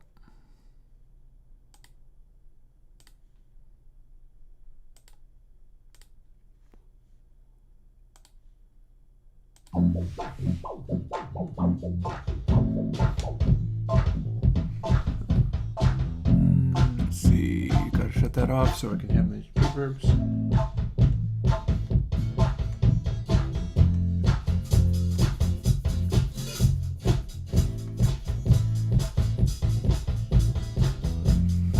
And I gotta not have it be sitting on record so I can hear what's playing.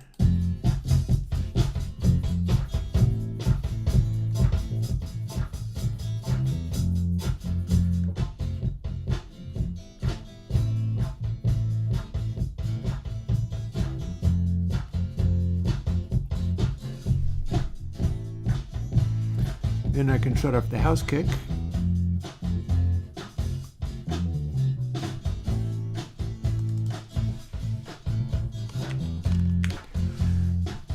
Now we have clap.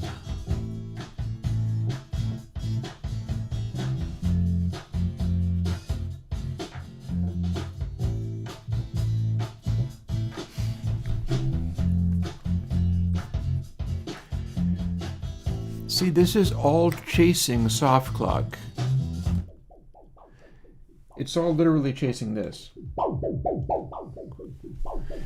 That's not a specific moment. It's soft clock, so it's a wavering frequency that is always playing. And so what you're doing is you're pursuing what is the entrainment that's being suggested by this. So we can have it sound like a 1970s groove band doing its thing, or I can shut that off and put in this funky techno-style beat. I can have a hat in there.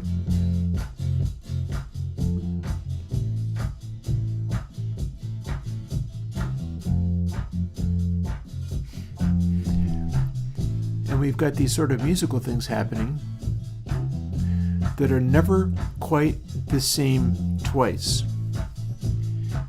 And yet they're trying their level best to lock in to a groove and an entrainment and a swing. But there's always going to be these inconsistencies, but there's also going to be an intentionality that comes from everything's listening to everything else. So when you have stuff like the hi-hat pulling a fill like that, the clock has a cycle, but here's the thing. That's regular. There is no randomness added to it. But even the speed of how it operates is slow enough that there is no really specific moment where one is. You hear it going swoop, but that's not actually specific, it's just regular. So when many different instruments start with, say,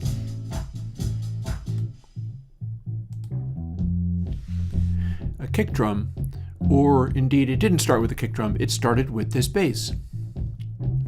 The bass and soft clock were what started it. So everything else is basically chasing the bass.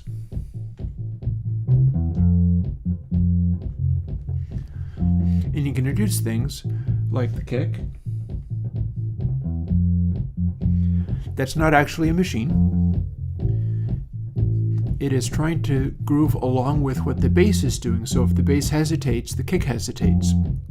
If the bass seems to push a little harder, the kick tries to push an equal amount harder. And then you can bring in things like this clap that I just added, which is similar to kick.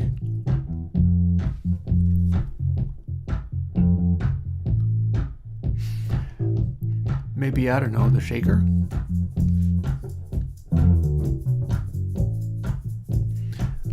And you get these little grooves. All of the different things have different little grooves. But the little grooves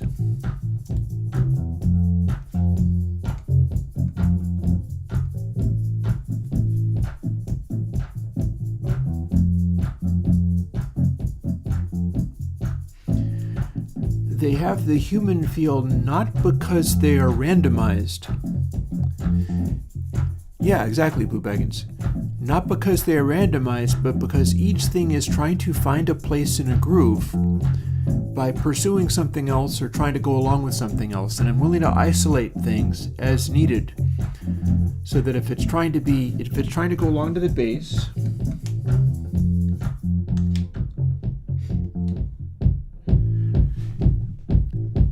there's a kick, which was actually very hard to play that many notes regularly. And if you listen real carefully, you'll probably hear that it's not regular. But it's trying to reinforce that bass.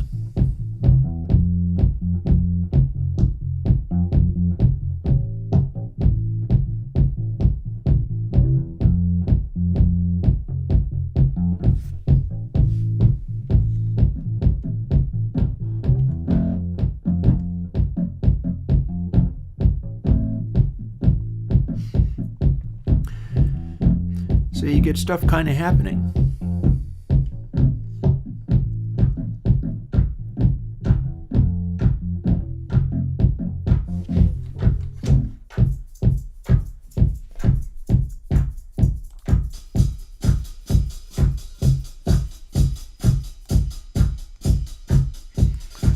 Why do we have so much reverb on that?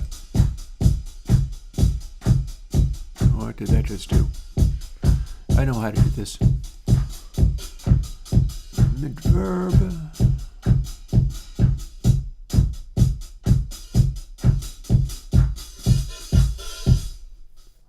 And there it wound up.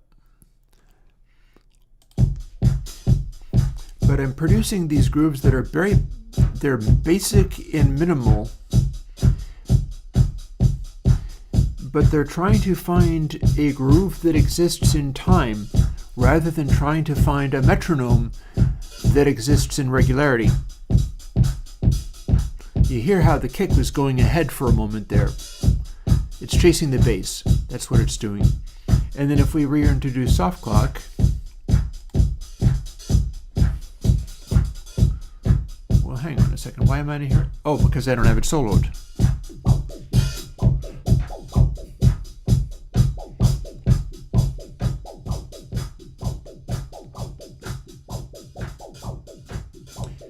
If you listen to soft clock, you hear where everything is trying to fit.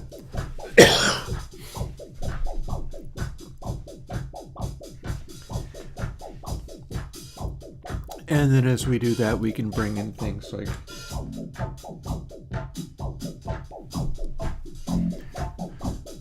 that snare is meant to sound like the Rhodes snare is meant to sound like it's hitting exactly the same as the clap.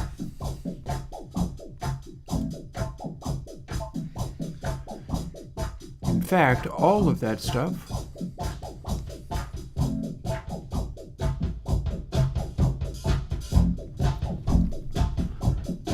we don't just have the house kick, we have a drum kit. With no 4 on the floor, we have a more normal sounding thing.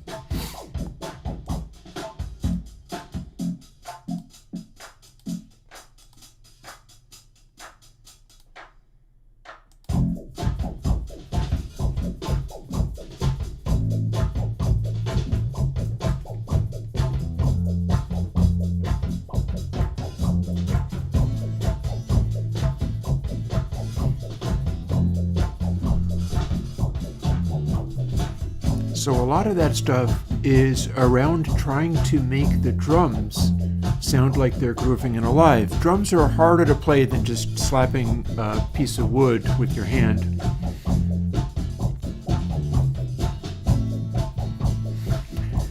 But all in all, put enough into it and it starts to sit right. So at this stage, tell you what I'm going to do.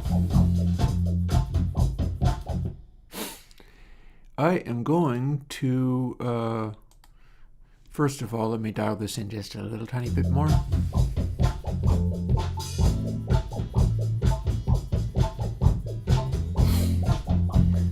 And mute soft clock again.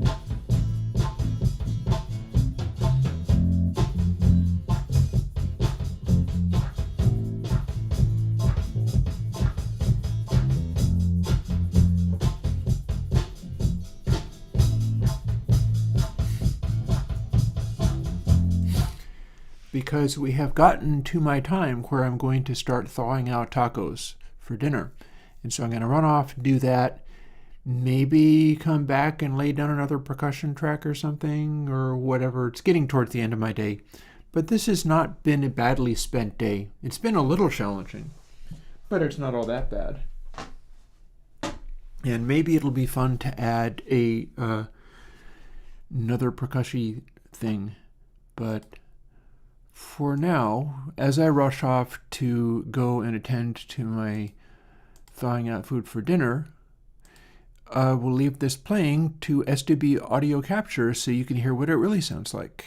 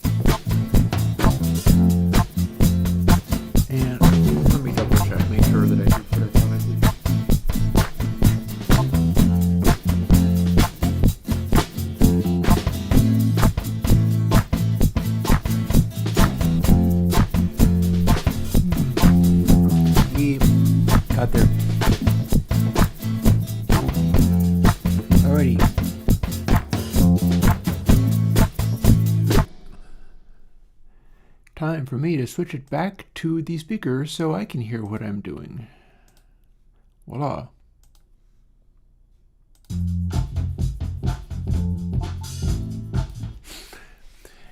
Yeah, so I hear Blue Baggins saying a ratchet sound would be cool. I'm not sure I have that. I wonder if I can do something just for fun. If there was a ratchet sound, it would be sitting on the red channel. So maybe we can play with that. Let's add something to the red channel and let's see what it is. Here's my synthetic list.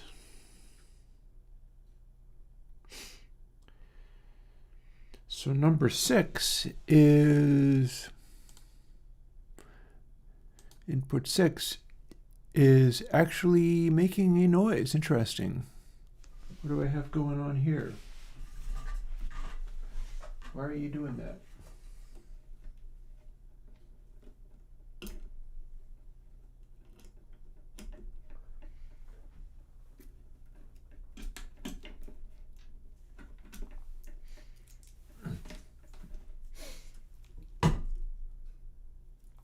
Alrighty, T4 trigger. Straight. Envelope.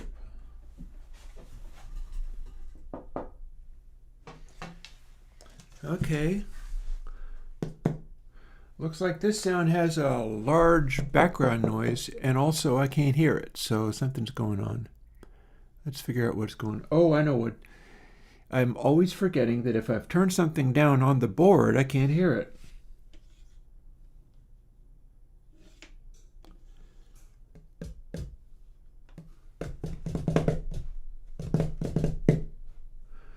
I don't know why this is falling down to here and then not showing. I'm not sure what's going on with that.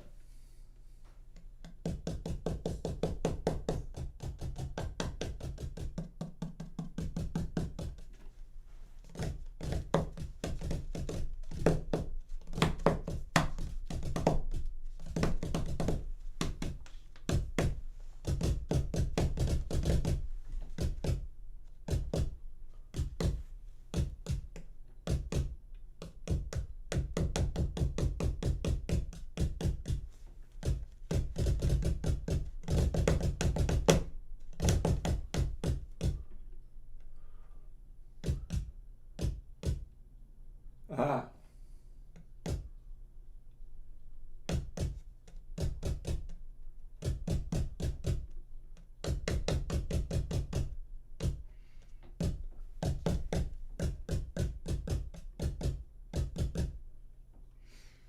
Okay.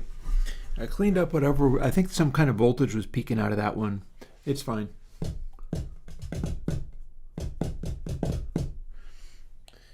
So that's a kind of a low-pitched drum noise.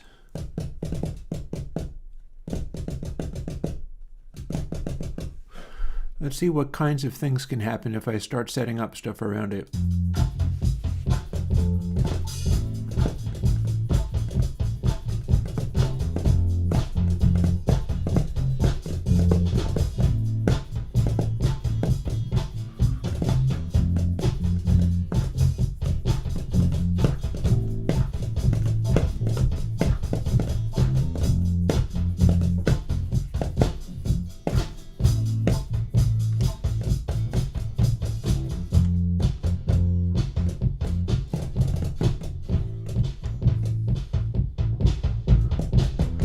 Let's go back to house kick only.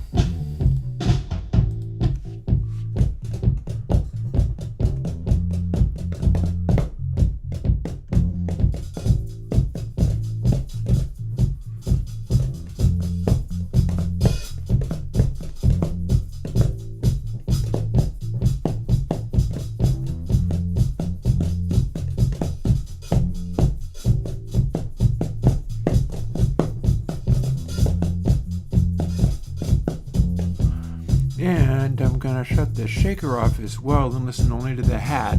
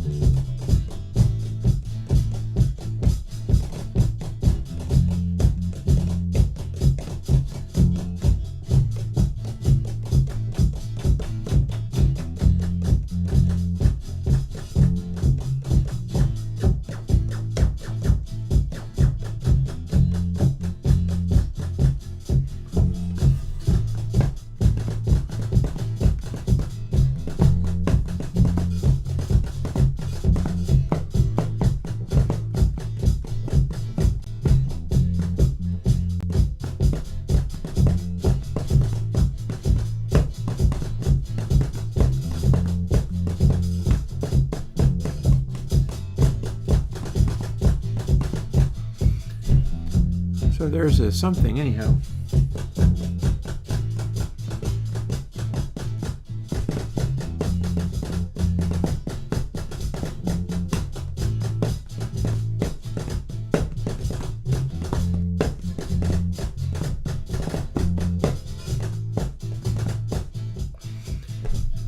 So maybe that sort of D&B-ish groove with a lot of backbeat in there.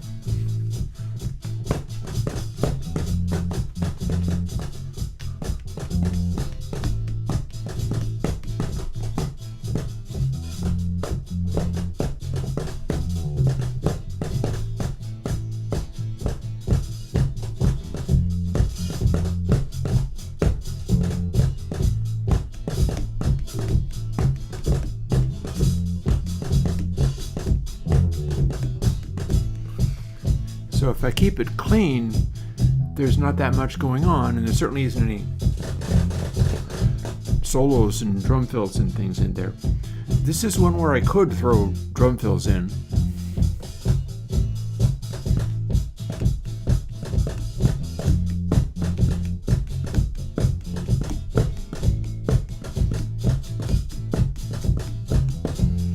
And of course, soft clap is my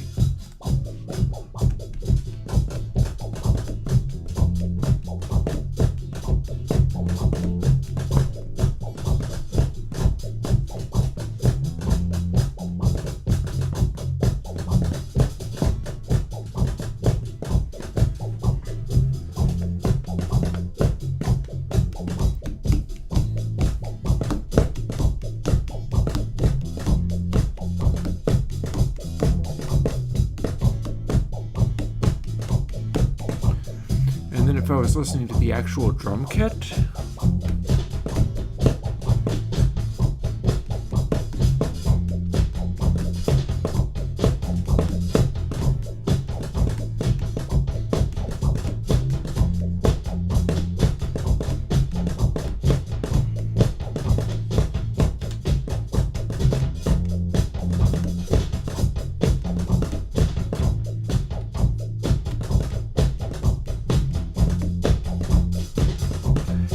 To tap on my studio furniture with my hand to keep it moving, because the other hand is putting me in the offbeats, which is what this particular element would need.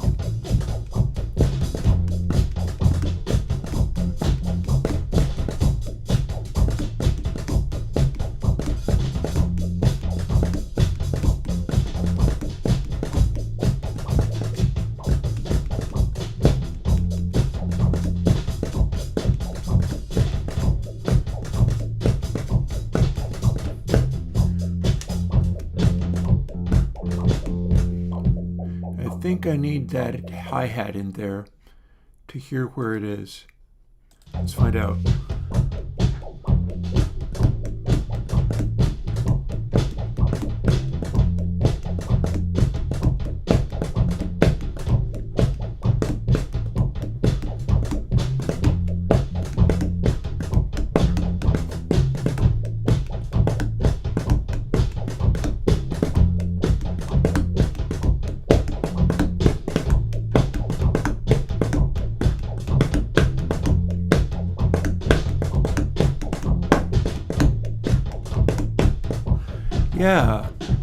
Yeah, that's kind of coming together. I don't have tape back in any of these. I could throw a tape back on some of this percussion. Although I think probably this like backbeat adding that's throwing in the backbeats that sit in breakbeats. If I use this hand to hit my studio furniture and then occasionally go in for a fill, it doesn't matter whether my beat is steady so much as if the backbeats are coming in the right places, because I have so much else going on that can orient around the primary beat, that throwing in these little D&B-ish beats, these breakbeaty things, I think it's a good sound for that as well. I'm tempted to throw tape pack on it right away, but I think I probably can get away without that. Let's just lay that down, see what happens. might be the final track for the day.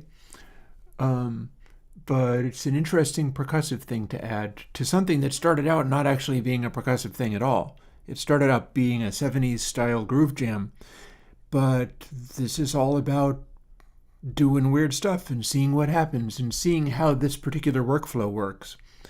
Because you see me at it going along with this kind of business, and I feel like the concept is working. Not only that, it's not too miserable to do. It's not the most high-stress thing I've ever done. And I feel if I had soft clock set differently, I'd also be able to do other tempos and other grooves and other intensities in the process. So, let's give it a swing.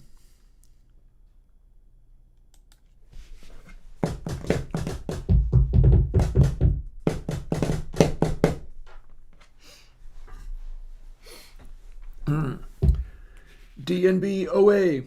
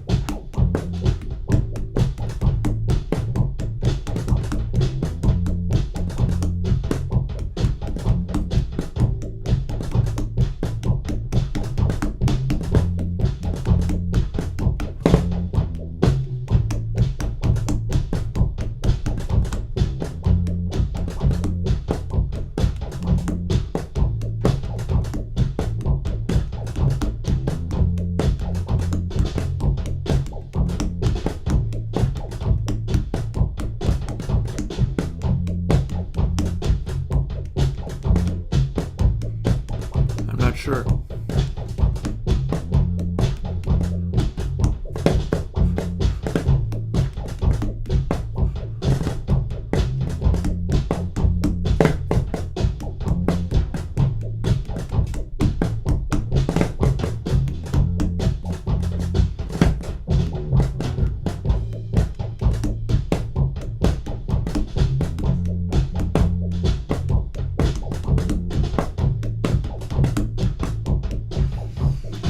Yeah, I'm not sure of that take, but I was on the right track, I think.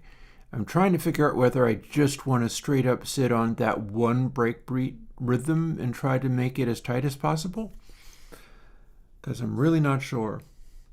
Also, I need to remember that house kick is not actually a machine. If I want regularity and orientation, I want soft clock. House kick isn't going to help. I mean, it'll kind of help, but I should be able to do without it and get a more accurate guidance. So let's see where we were at.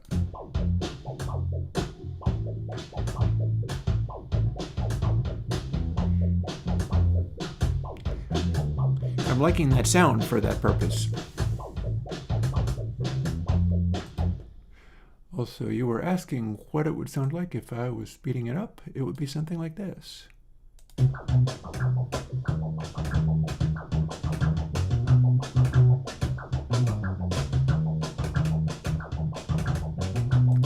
Drum and bass. Or thereabouts. Back to normal. Let's see if we can do this. You know, when I was doing recordings a few years ago, I did a fair amount of literally excuse me, of literally trying to slow down stuff to record drums over it in hopes of getting that kind of vibe going. I'm not sure it was entirely successful. I prefer this, but speed changing is very interesting. So let's see if I can undo that and that and okay, we have a bunch. There we go. There we go. So I'm going to want to mute house kick again because I just undoed past that.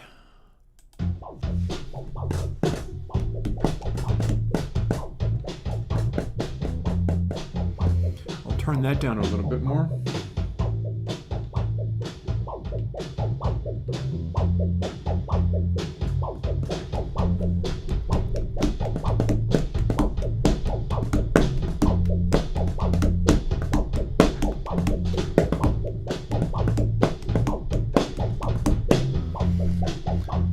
Let's also kill all the reverb on that. Kill the clap. And let's see whether we can get something that feels like it's part of that drum riff. Also, I have the hats down again. Do I want that?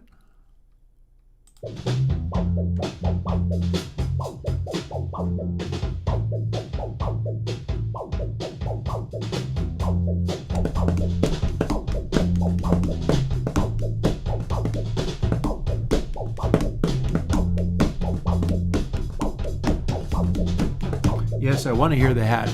I want to hear the hat because the hat is doing like foot pedal stuff that's in line with what this other thing I'm adding is. And that's very significant. So let's see whether we can get all that working. I'll give one shot at it and then I'm probably done for the day. We're down to like 2 people and stuff and I can leave today. Let's go.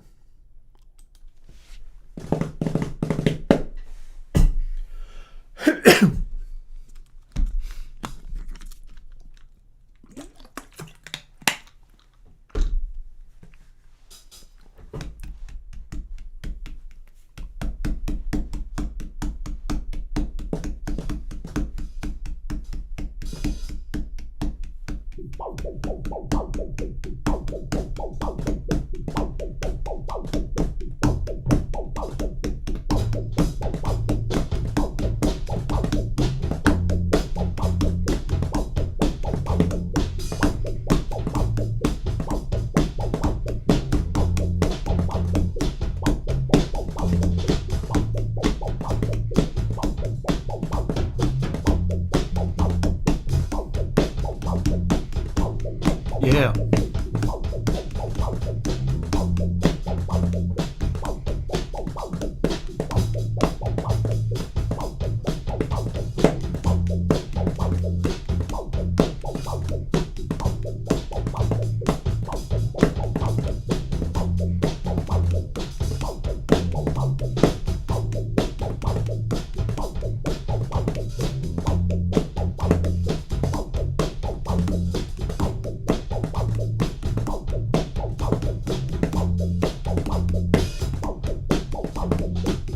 Yeah.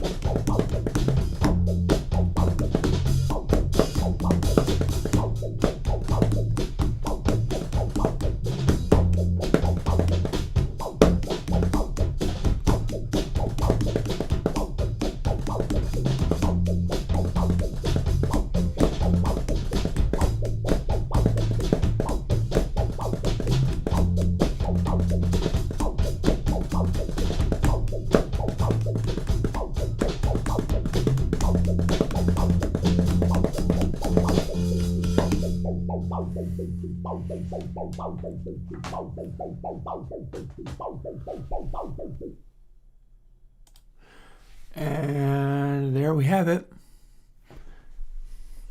That was a thing. Let's play some of it back.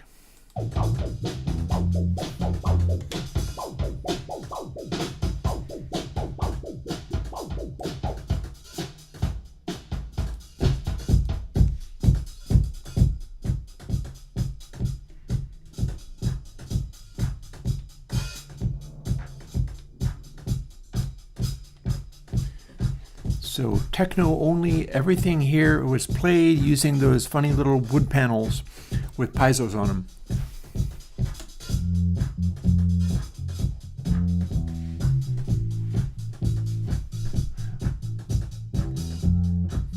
And I gotta say, I'm pretty happy with how that came out.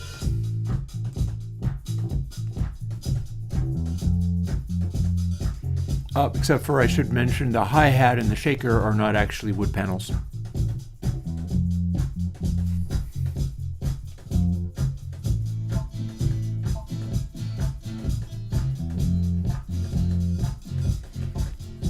And that's everything playing except for the drum kit.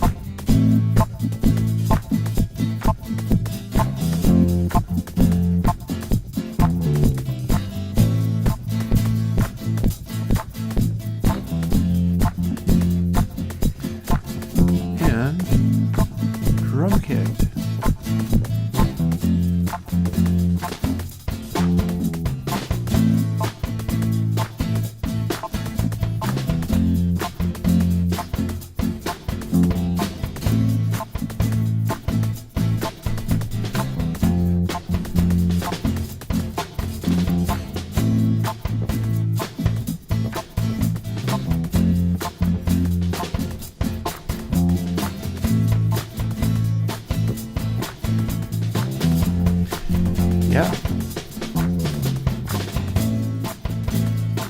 It's a little weird, but it's a groove. Without too much going into it either. It's like this didn't kill me to make. Which is important because I want this kind of thing not to be too inaccessible. You shouldn't have to be some monster performer to be able to make stuff that grooves and is interesting. And this is largely all done. A bunch of it is like real stuff, but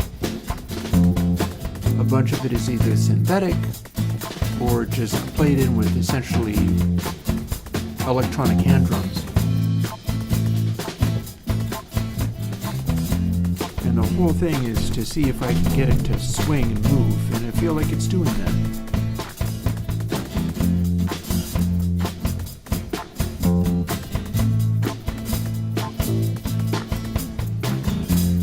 Considering none of this was sequenced,